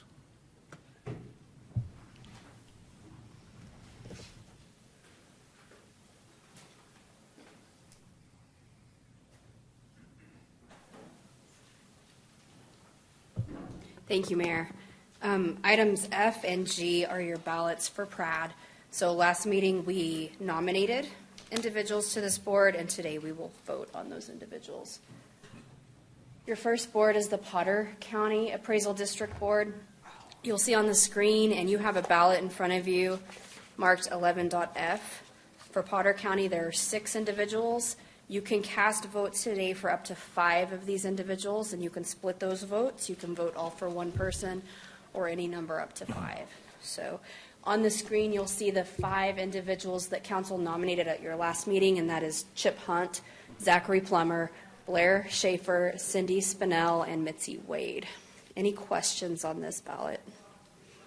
I had a question about, has Potter County already casted their votes, or how does this process work again? I don't know if they have or not yet, Councilmember Kraft. I can tell you last year, they casted all of their votes for their individual that they had selected, and this year their individual is Blair Schaefer. Okay, so I see. That's what they normally do. Okay. Any direction from council here? I'd make a motion to accept Chip Hunt. No. Well, Is that how these are the 5 we had nominated previously, right? They are. So The do we ones that wanna- are highlighted. You have 775 votes to cast. So we can split those up, no formula needed, or we could give them all too. So Councilman Sherlin, I would ask, are you asking to put all votes to Chip Hunt, or would you entertain something different? I wouldn't mind splitting them up. If these are the 5 we nominated, why would we not just divide all of our votes to the 5 that we nominated? Well, And if you wanted to do that, you could, and there's 155 votes per individual. That would leave Eric Darnell as the one person that would not receive votes from the city. And how does that play out at Potter County, knowing that, like, Blair Schaefer's already been given their votes? I can't really speak to what the other taxing entities are doing, I'm not sure. So I don't know what that outcome would be ultimately. You can confirm that Blair Schaefer did receive their votes? Cannot. You I don't cannot. know what they Okay. voted. I'm just, historically, that's Okay. what they do. Okay. So, Would, with a great level of certainty that he's being nominated there, council, would y'all entertain splitting the votes 4 ways? What would that total be, ma'am? 193.75. So 193 votes with one so left over. 194 to 3 of your candidates and 193 to 1. Okay. Council, let's move this one forward. So moved. Which candidate would you like to Oh. give 193 to? If we're doing 4. Mitzi Wade. Okay. So then, if so moved, we would give 194 votes to Chip Hunt, Zachary Plummer, and Cindy Spinell, and 193 votes to Mitzi Wade. Do I have a second? Second. I have a motion and a second. All in favor, please say aye. Aye. Any opposed? Yeah. You said nay? Yeah. Okay. Motion passes with a 4-1 vote. Okay. Next is your, sorry, Mayor. Go ahead, I'm sorry. Randall County ballot. We've got 6 individuals on this ballot as well. You'll see you have 795 votes to cast on this one. The 4 people that council nominated at your last meeting were Kim Benson, Bob Lindsay, Diane Thurman, and Ginger White. And if you wanted to select 5 off of this list, it would be 159 votes per person. If you wanted to go 4 ways, it would be 199 votes for 3 of those individuals and 198 for 1. Or we can look at any other combination. I moved to split the votes between those 4 individuals that we nominated. Second. Okay, I have a motion and a second to split the votes equally to Kim Benson, Bob Lindsay, Diane Thurman, and Ginger White. Before you vote, which candidate gets 198? One less vote.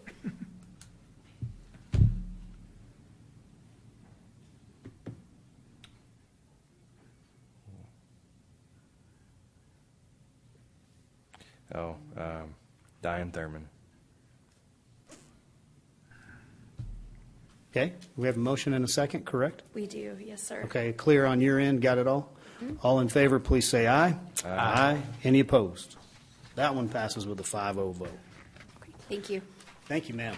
So we are through 11F, G, HIJ. We will turn the page here. On to item 11K. Consider an appointment here. So are you ready to run K through double X? Yes, Actually, double K. we got it. All right, Okay. Miss Johnny, you're up. So today we're appointing members to boards and commissions. We have accepted applications from mid-September to mid-October. Today, you will consider appointments for 28 boards with a total of 95 positions. We received over 230 applications to fill these positions from 150 individuals.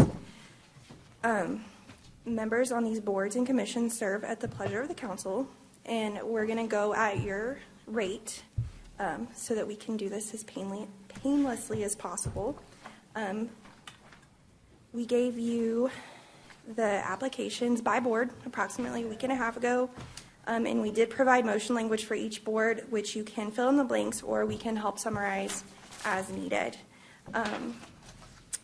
I have the qualifications to serve on city boards, which are to be a resident of Potter or Randall County, be a registered voter, preferably in the city of Amarillo. The city council can appoint members who are registered outside the city limits if they have exceptional subject matter expertise to serve on boards and commissions.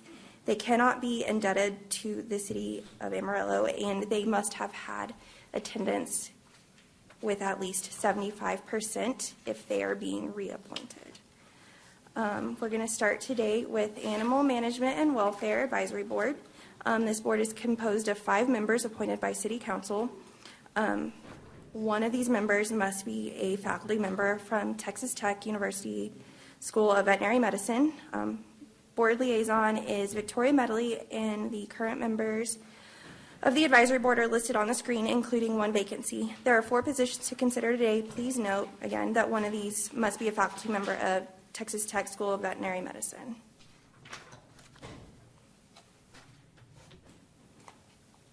Miss Johnny, we have printouts here, and they are in alphabetical order. These are not. Do you have the ability to pointing us into our printout packets as to page numbers? And if not, it's okay. We'll work off of Sure, yours. depends on what the question. So tell me where to go for animal management. What? 132. Of course. 132? Yeah, well, 130 is the first page. That's correct. Nominees are on 132. Okay, thank you. Okay. Council questions on animal management? And if no questions, we would start entertaining appointments. Well, you said Bethany needs to stay on because we need a member of Texas Tech, right? Correct. University, okay. And the only one not willing to serve is Charlie Sanchez. So are we understood that we need one appointment, but you would potentially be able to appoint others? Correct. Okay. I'd like to nominate Sandra McCart. Okay, I'll second that. Okay. Got a motion and a second on Sandra McCart. Anybody want to give any discussion to that one? All in favor, please say aye. Aye. Any opposed? Motion passes with a 4-0 vote on that one. Now, does it go that the others stay, or do we have to? So you would still have to make a Reappoint. motion to reappoint them or appoint other individuals. Gotcha. And you can do it in one motion, or you can do it in 3 separate motions. It's up to you. Council, have anyone else they'd like to nominate? Well, so we're looking for the 3 other seats? Well, we could renominate the 3 other seats. I'd move to renominate Bethany David and myself for another term. Okay. Motion and a second to renominate Bethany and Councilman Simpson. All in favor, please say aye. Aye. Aye. Any opposed? Motion passes. Was there a second? There was a second with Councilman Sherlin. Okay, thank you. So do you need a nomination on David Martinez, correct? Or you need a replacement? You replaced him with Sandra McCart. Oh, okay. I thought we replaced Charlie Sandra McCart replaced Charlie Sanchez. Charlie Sanchez was replaced by Sandra McCart. Yeah. We have a motion for Bethany and Les, but then we did not motion for David Martinez, so he either needs to be reappointed or replaced. Councilmember Simpson did motion for David as well. I thought I did. You did? Oh. Oh, I didn't hear it. I apologize. Okay, so you have all three. Do you have that as a clarification in your motion? Mhm. Okay. Then we are done with item 11K. Moving on to item 11L, would ask where the Parks and Rec is in the printout. It is on page 393. Thank you, ma'am. What page? 393. Okay. Once we get that up on the screen, Oh, wrong direction. which one What did is it Craft say he actually? was I stuff on? apologize. We got there. Parks and Rec Board is composed of 11 members appointed by City Council. They serve 3-year terms without term limits. This board does meet monthly. The board liaison is Michael Kashuba, Director of Parks and Recreation. The current members are listed on the screen, and we have 3 positions to consider today. We did provide 15 applications for this board. Both Mr. Massey and Mr. Altman are willing to continue serving. I'd move to reappoint Josh Kraft, Robert Altman, and Shelby Massey to the Parks and Recreation Board. Councilmember Kraft did have a conversation with me, so Councilmember Simpson, I would ask, if he does have to work on behalf of the AEDC and that takes some time, I think he's spread pretty thin. Do you have anyone else that you would consider nominating? Well, he shouldn't have left the meeting. I know. That's how you get renominated. You get voluntold. No problem with Shelby Massey being reappointed. I think if we could get 2 more, Councilmember Kraft may appreciate that with his workload. Well, if I would, so I would still nominate Robert Altman and Shelby Massey, and then I would add Alan Cox as a third.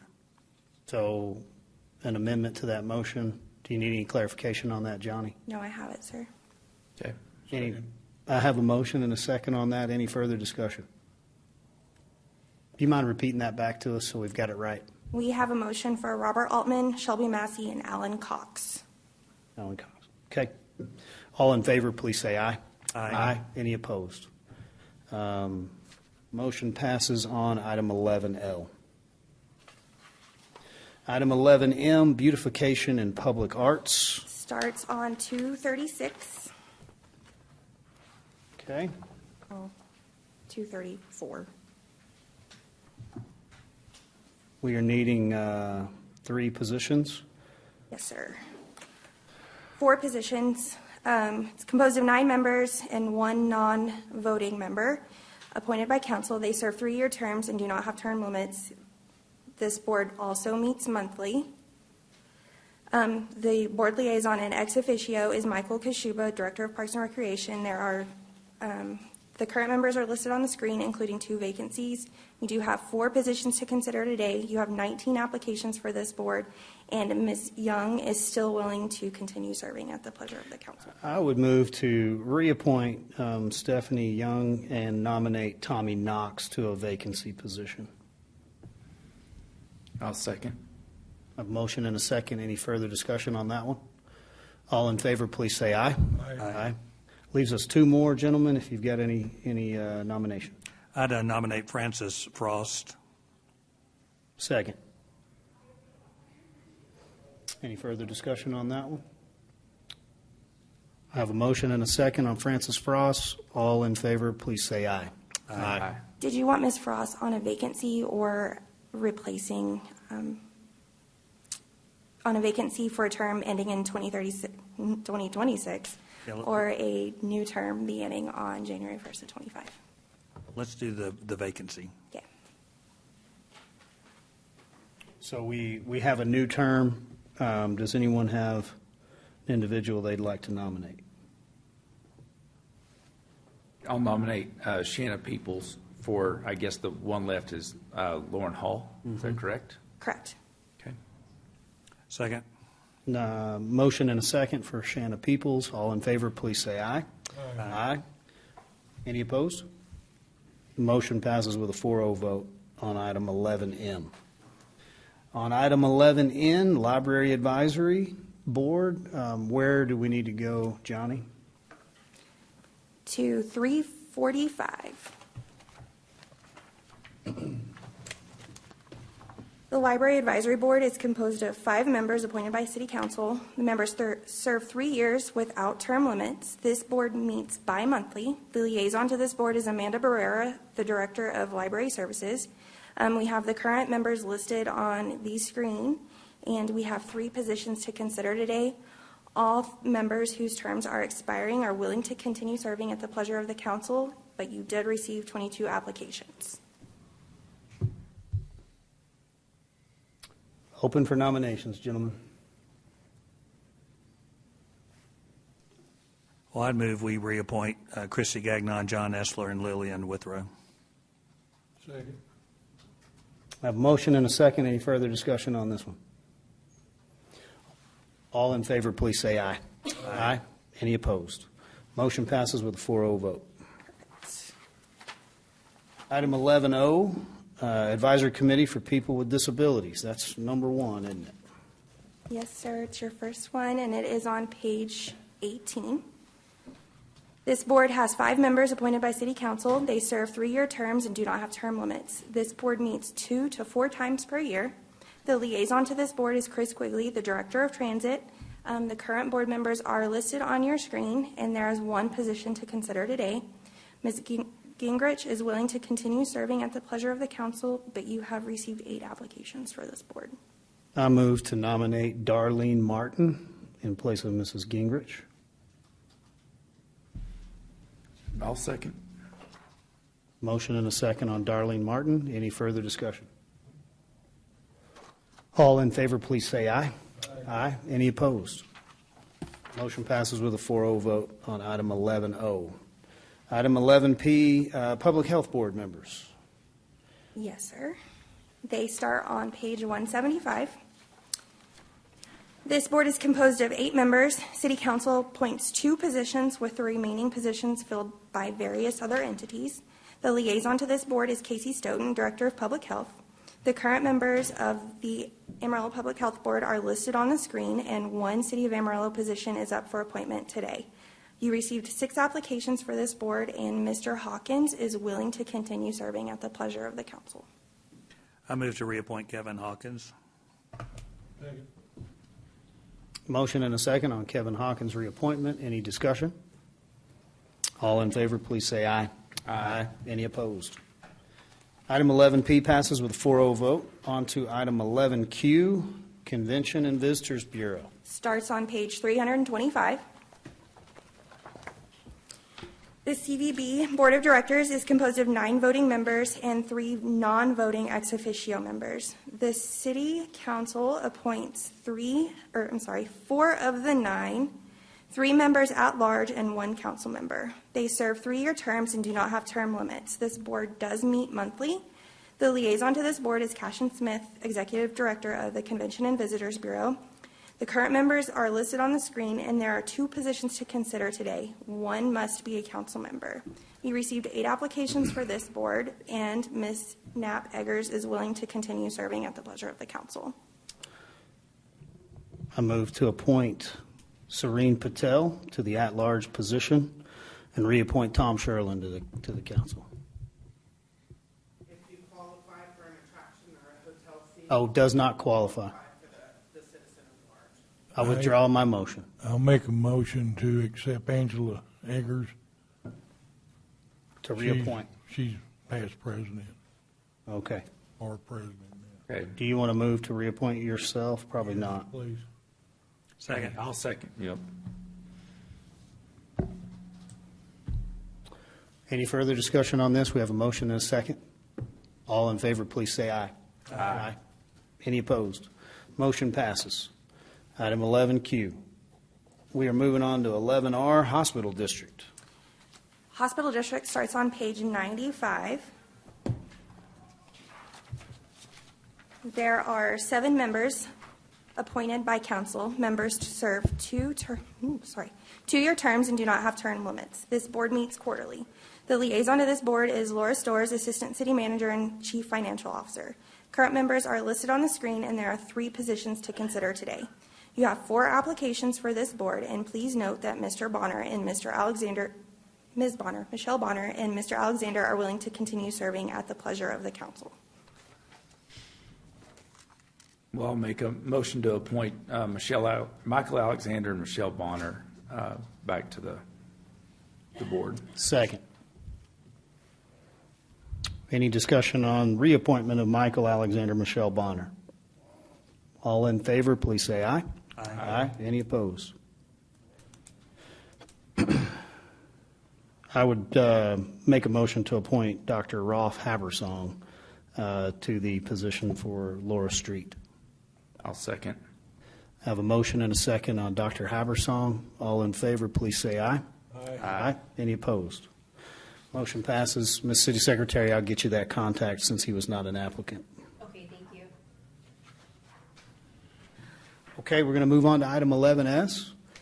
Amarillo Local Government Corporation Board Members. Starts on page 107. This board is composed of 7 members appointed by City Council. Members serve 3-year terms without term limits. This board meets monthly. The liaison to Amarillo Local Government Corporation is Andrew Freeman, Deputy City Manager. The current members of the LGC are listed on the screen, and there are 5 positions to consider today. You have 9 applications for this board. Please note that Mr. Smith does not wish to continue serving. However, the remaining are willing to continue serving. I move to reappoint Alfonso Zabrano, Cole Stanley, Gary Jennings, and Jennifer Gallardo. Second. Any discussion on that one? All in favor, please say aye. Aye. Aye. Any opposed? I move to appoint Jay Brent in place of Mr. Smith, who's not able to serve any longer. Second. Motion and a second for Jay Brent. Any discussion on that one? All in favor, please say aye. Aye. Any opposed? Motion passes with a 4-0 vote.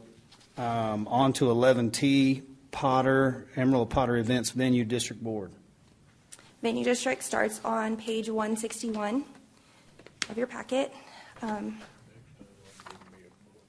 The Amarillo Potter Events Venue District Board of Directors is composed of 7 members, 4 of which are appointed by City Council and 3 are appointed by Potter County. Members serve 2-year terms without term limits. This board meets 3 to 6 times per year. The liaison to this board is Laura Storrs, Assistant City Manager and Chief Financial Officer. Current members of the venue district are listed on the screen. 1 position is up for consideration today. You did receive 6 applications for this board, and please note Mr. Mayfield is willing to continue serving at the pleasure of the council. I move to reappoint Todd Mayfield. Second. Motion and a second. All in favor, please say aye. Aye. Any opposed? Motion passes. On to 11U, Landmarks Historic Districts Downtown. Yes, sir. That starts on page 191. The Board of Review for Landmarks Historic Districts and Downtown Design is composed of 7 members appointed by City Council. Members serve 3-year terms without term limits. This board meets 1 to 2 times per year. The liaison to this board is Emily Kohler, Director of Planning. Please note that members of this board must be a member of at least one of the following categories to serve: a registered architect with at least 10 years of experience, building contractor with at least 10 years of experience in housing construction, land use or planning professional, downtown business owner or manager, downtown resident, licensed real estate broker, representative of the banking or savings and loan industry, owner or resident of a historic property, history teacher or professor, or historian or preservation consultant. The current members of this board are listed on screen. 7 positions are up for consideration today, and all people who are currently serving are willing to continue to serve. Can I ask a question on this one? Sure. How did they all get on the same cycle? Yeah. I cannot speak to that. We can work to stagger that today if you want to, or we can continue. Can we split that up? We can, at your motion. I think we had a ton of vacancies. Do what? I think we had a bunch of vacancies. Oh, is that what it was? and they just got filled all at the We same had time. vacancies, like 2 or 3, if I can remember, and then we had a couple that were termed out. I think you're right. So you can nominate 4 of them for, what, 2-year term? What is the, Your 3-year term. their 3-year? How would you stagger this then, ma'am? How would you get us out of that? I would suggest doing, there are 7, I would suggest doing 1 for a 1-year term to line up with Mr. Cox, and then 3 for 2 years and 3 for 3 years.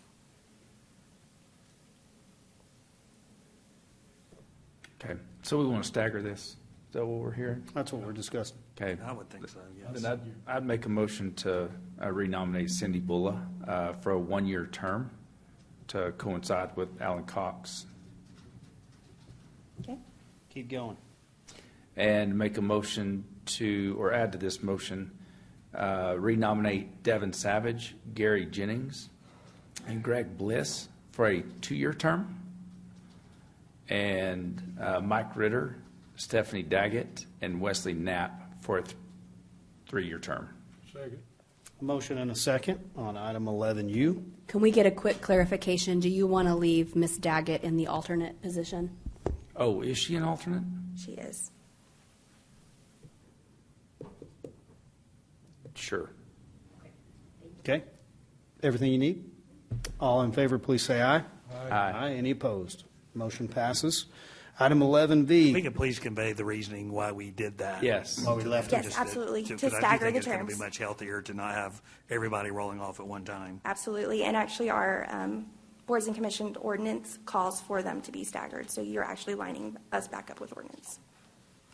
Ms. Johnny, if you'll tell us where to go in our booklet for community development, item 11V. For CDAC, we're not far off. It is going to start on 303. The Community Development Advisory Committee is composed of 7 members appointed by council. Members serve 3-year terms without term limits. This board meets 4 to 6 times per year. The liaison to this board is Jason Rosberger, Director of Community Development. Please note that CDAC membership should be broadly representative, with participation encouraged by individuals from low to moderate income households and those who are part of the following populations: elderly, women, minorities, disabled, limited English proficiency, and those who have or have experienced homelessness. The current members of the CDAC are listed on the screen, and 2 positions are up for consideration. And I want to note that we did the same thing last year with community development that we just did with the Board of Review for landmarks. So these are freshly staggered terms. Very good. I'd like to move to nominate Lee Studer to the first open position for Amanda Holcomb. I'll second. Any discussion on that one? Got a motion and a second. All in favor, please say aye. Aye. Oh, one thing I'd like to ask for maybe next year, if we could have, when we get this list, attendance.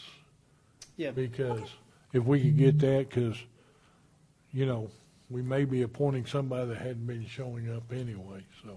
Can sure do that. Okay. Appreciate that, Councilman. We need one more nomination for Margaret. Chip Hunt. Okay, I have a motion for Chip Hunt in place of Margaret. I'll second it. All in favor, please say aye. Aye. Any opposed? Motion passes. On to item 11W, Planning and Zoning. I would just like to say I went right to it on my screen, so I can tell you quickly. It's number 427, page 427. Planning and zoning is composed of 7 members appointed by council. Members serve 3-year terms without term limits, and this board meets semi-monthly.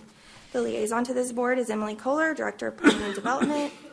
The current members of the Planning and Zoning Commission are listed on the screen, including 1 vacancy. There are 3 positions to consider today. All members with terms expiring are willing to continue serving at the pleasure of the council. I move to reappoint Cindy Bulla, Jason Ault, and Landon Moreland. Second. We got a motion and a second. Any discussion on that? All in favor, please say aye. Aye. Any opposed? Motion passes. On to 11X. Is Tiers 1. which starts on page 459. The Center City Tax Increment Reinvestment Zone Number 1 board is composed of 10 members, 3 of which are appointed by City Council and 7 are appointed by various other entities. Members serve 2-year terms without term limits, and this board meets monthly. The liaison to this board is Drew Brassfield, the Assistant Director of Planning. The current members of the Tiers 1 are listed on screen, and there is 1 position to consider today. You did receive 3 applications for this board, and Ms. Rainey, whose term is expiring, is willing to continue serving at the pleasure of the council. I make a motion to reappoint Amy Rainey. Second. Motion and a second on item 11X. All in favor, please say aye. Aye. Aye. Any opposed? Motion passes. Item 11Y. Tiers 2 begins on page 469. The East Gateway Tax Increment Reinvestment Zone Number 2 board is composed of 10 members, 3 of which are appointed by City Council and 7 are appointed by various other entities. Members serve 2-year terms that do not have term limits, and they meet monthly. Drew Brassfield is also the liaison to this board. The current members are listed on the screen, including 2 vacancies. There are 3 positions to consider today, and only 1 application was received for this board, who is from Mr. Shea, who is willing to continue serving at the pleasure of the council. I make a motion to reappoint Tracy Shea. Second. Got a second from place 4. Motion and a second. All in favor, please say aye. Aye. Aye. Any opposed? We have 1 vacancy. This is our East Gateway Tiers, number 2. Can I propose that, unless someone else has got a name, maybe we re-contact people who volunteered for other boards, or maybe open this up for other people to apply? Bring it back. Yes. If anybody else had applied for another board, maybe that's not been appointed, if they want to be considered for this one, or to let the community know that we're still looking for people to serve on this one. Because there may be another one, I think, that we've come up short on. Just a thought. Yeah, so I'll tell you what, let's do, because we may get all the way to the end of the list and we may could take action. So I want to table 11Y, if I could ask. And then we come back to that at the end, because you may get to the very end and have a name from one of the other boards. So move to table 11Y. Second. Okay, motion and a second. All in favor, please say aye. Aye. Motion's tabled temporarily here. We'll move on to item 11Z. Which is Tiers 3, which begins on page 475. South Gateway Tax Increment Reinvestment Zone Number 3 is a board composed of 10 members, 3 of which are appointed by City Council and 7 are appointed by various other entities. Members serve 2-year terms without term limits, and the board meets monthly. The liaison to this board is also Drew Brassfield, the Assistant Director of Planning. The current members of Tiers 3 are listed on your screen, and there's 1 position to consider today. We did not receive any applications for this board. Move to appoint Trent Morgan to Blaine Westlake. Second. Got a motion and a second. Any discussion on that one? All in favor, please say aye. Aye. Aye. Motion passes on item 11Z. Next board up for consideration is the Zoning Board of Adjustment. It begins on page 479 in your packet. The ZBA is composed of 5 members and up to 4 alternates, which are appointed by City Council. Members serve 2-year terms and do not have term limits. This board meets 1 to 2 times per month. The liaison to this board is Justin Opel, the Development Customer Service Coordinator. The current members of the ZBA are listed on your screen. There are up to 4 positions to consider today, which include up to 1 alternate member. You have 6 applications for this board. Additionally, all 5 members with terms expiring are willing to continue serving at the pleasure of the council. Quick question before we get a motion going on 11AA. Is there a reason we have so many alternates? That's how it's written in the ordinance. Oh, okay. Good enough. That's all I got. Okay, would ask for a motion. Well, I move to reappoint Chris Reinhardt, Craig Davis, J.C. Mathis, Paul French, and Trent Morgan as the alternate. Second. Got a motion and a second. All in favor, please say aye. Aye. Any opposed? Item 11 AA passes. Item 11 B, Advisory and Appeals. The Construction Advisory and Appeals Commission begins on page 275.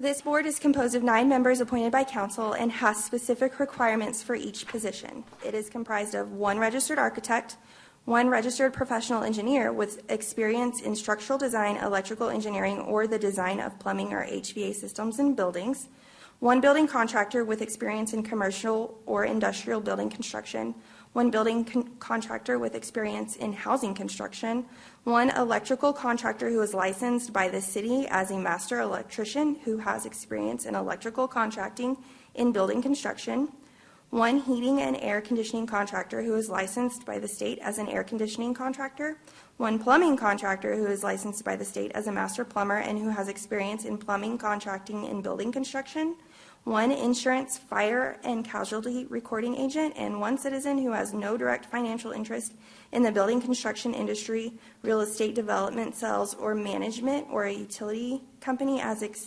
except as he or she may have as an owner or occupant of a dwelling. The members of this board serve 3-year terms and do not have term limits, and they meet on an as-needed basis.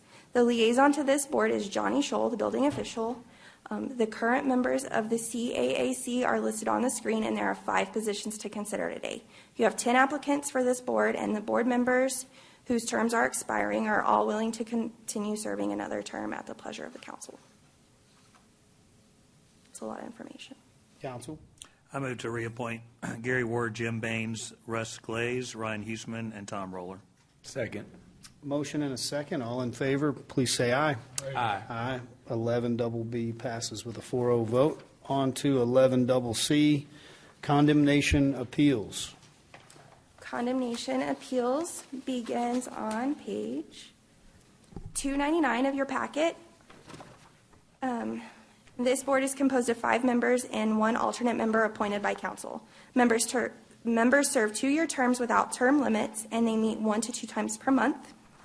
A requirement for this board is that they also be a member of the CAAC. So this is a subcommittee. So, the current members are listed on the screen, and I just said that. Council may select from current Condemnation Appeals Commission members to serve on the Condemnation and Appeals Commission, and Mr. Constancio is willing to continue serving on this board at the pleasure of the council. Move to reappoint Richard Costancio. Second. Motion and a second. All in favor, please say aye. Aye. Aye. Any opposed? 11 C passes. On to 11 D, Colonies PID. Colony starts on page 489 of your packet.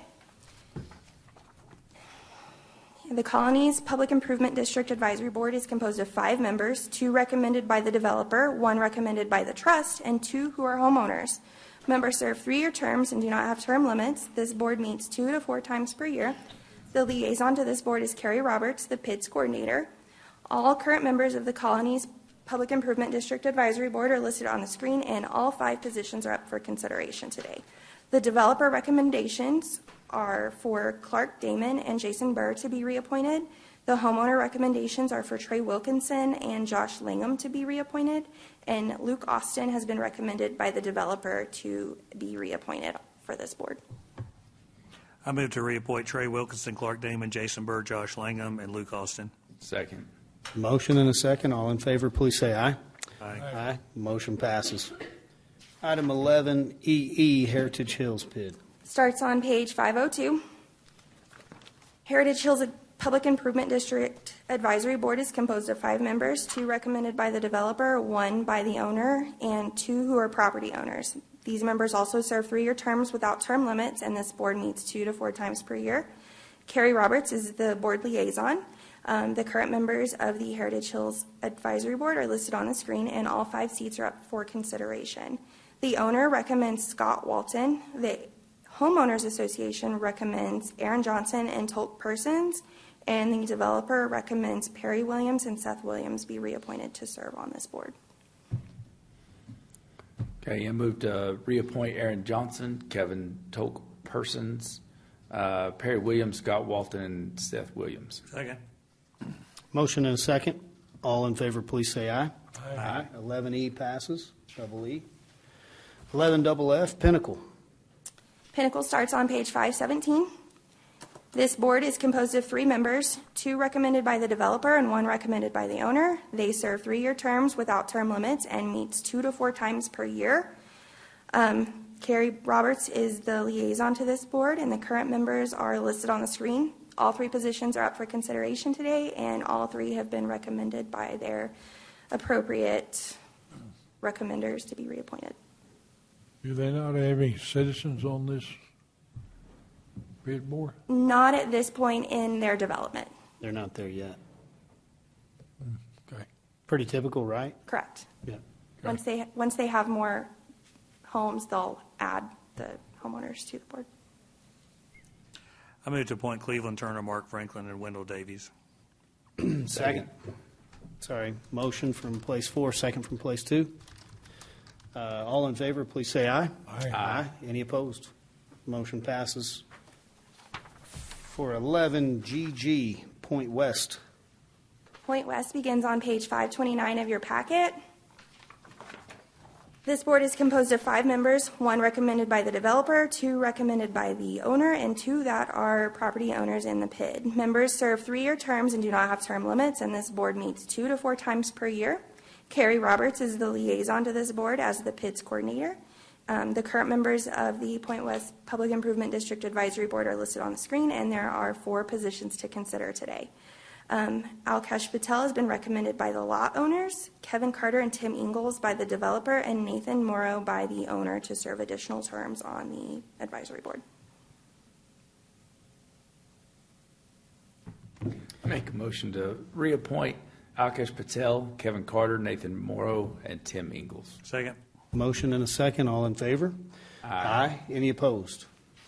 4-0 vote on 11 double G, 11 double H, Quail Creek PID. Starts on page 540. Quail Creek Public Improvement District Advisory Board is composed of 3 members, 2 who are homeowners and 1 who is recommended by the Homeowners Association. Members serve 3-year terms and do not have term limits. This board meets 2 to 4 times per year. Carrie Roberts is the liaison to this board. The current members of the Quail Creek PID are listed on the screen, and there are 2 positions to consider today. Stephen Ackroyd and Trina Santee have been recommended by the homeowners to serve on the Quail Creek Public Improvement District Advisory Board. Move to reappoint Stephen Ackroyd and Trina Santee. Second. Got a motion and a second from place 3. All in favor? Aye. Any opposed? Just 3 or 4 more here. On to item 11 double L, Town Square. 11 double I is 11 double I. starts on page 547. There's no lowercase l's in this packet. Not today. Oh, okay. I get that. The Town Square Public Improvement District Advisory Board is composed of 5 members, 1 recommended by the developer and 2 by the owner, and 2 that are property owners in the PID. The members serve 3-year terms and do not have term limits and meets 2 to 4 times per year. Carrie Roberts is the liaison to the Town Square PID. The current members of the board are listed on the screen, and there are 5 positions up for consideration today. Noah Williams has been recommended by the owners, Seth Williams and Chris Reinhardt by the developers, and Kevin Golden and Tiffany Hooker by the property owners to serve additional terms on the Town Square Public Improvement I District. move to reappoint Chris Reinhardt, Kevin Golden, Noah Williams, Seth Williams, and Tiffany Hooker. Second. Motion and a second on item 11 double I. All in favor, please say aye. Aye. Any opposed? Motion passes. 11 double J, Tutbury. Tutbury begins on page 560 in your packet. There are 3 members on this board who are homeowners, and they serve 3-year terms and do not have term limits. They do meet 2 to 4 times per year. Carrie Roberts is the liaison to this board, and the current members are listed on the screen. Homeowners Teresa Cruz, Richard Drake, and Kathy Bailey have been recommended to continue serving on the Tutbury. Move to reappoint Kathy Bailey, Richard Drake, and Teresa Cruz. Second. Got a motion and a second. All in favor? Aye. Any opposed? Motion passes. Item 11, double K, Vineyards. Vineyards starts on page 569 of your packet, and the Vineyards the Vineyards PID Advisory Board is composed of 5 members, 2 recommended by the developer, 1 recommended by the owner, and 2 that are homeowners in the PID. Members serve 3-year terms and do not have term limits, and they meet 2 to 4 times per year. Carrie Roberts is the liaison to this board. The current members are listed on the screen and include 1 vacancy. All 5 positions are up for consideration today. Kent Meyer has been recommended by the owners. Tom Nielsen, I'm sorry, there's not any vacancies. Kent Meyer has been recommended by the owners, Tom Nielsen, and Tom Nielsen Jr. by the developers, Larry Teague and Sean Van Haas by the property owners to serve additional terms. I move to reappoint Kent Meyer, Thomas Nielsen, Tom Nielsen Jr., Larry Teague, Sean Van Haas. Second. Got a motion and a second. All in favor? Aye. Aye. Any opposed? That one passes with a 4-0 vote. Before you run away there, Johnny, let's go back to item 11Y. Would move to take that from the table, so taking it up. Do we vote on that? I've never taken anything from the table. You don't Do we have, just to, have to take it to the table. You can just pick it up. I will say that you did make a motion and vote to reappoint Tracy Shea already. So you have 1 or both vacancies are up for consideration still. On that one, I did see Miss Joanne Garcia Flores interested in serving on another board, and I think she'd be a good fit for this one. Is there criteria on this Gateway board? No, sir. Okay. Would move to appoint Joanne Garcia Flores to East Gateway. Second. Motion and a second. All in favor, please say aye. Aye. Any opposed? And you say we still have 1 vacancy left? Correct. So there is 1 vacancy beginning on, 1 serving through December of 2025, and then 2 members, which include Mr. Shea, beginning on January 1st of 2025. So you need 1. You need to specify whether you want Ms. Garcia Flores to serve through next December or serve 3 years starting on January 1st.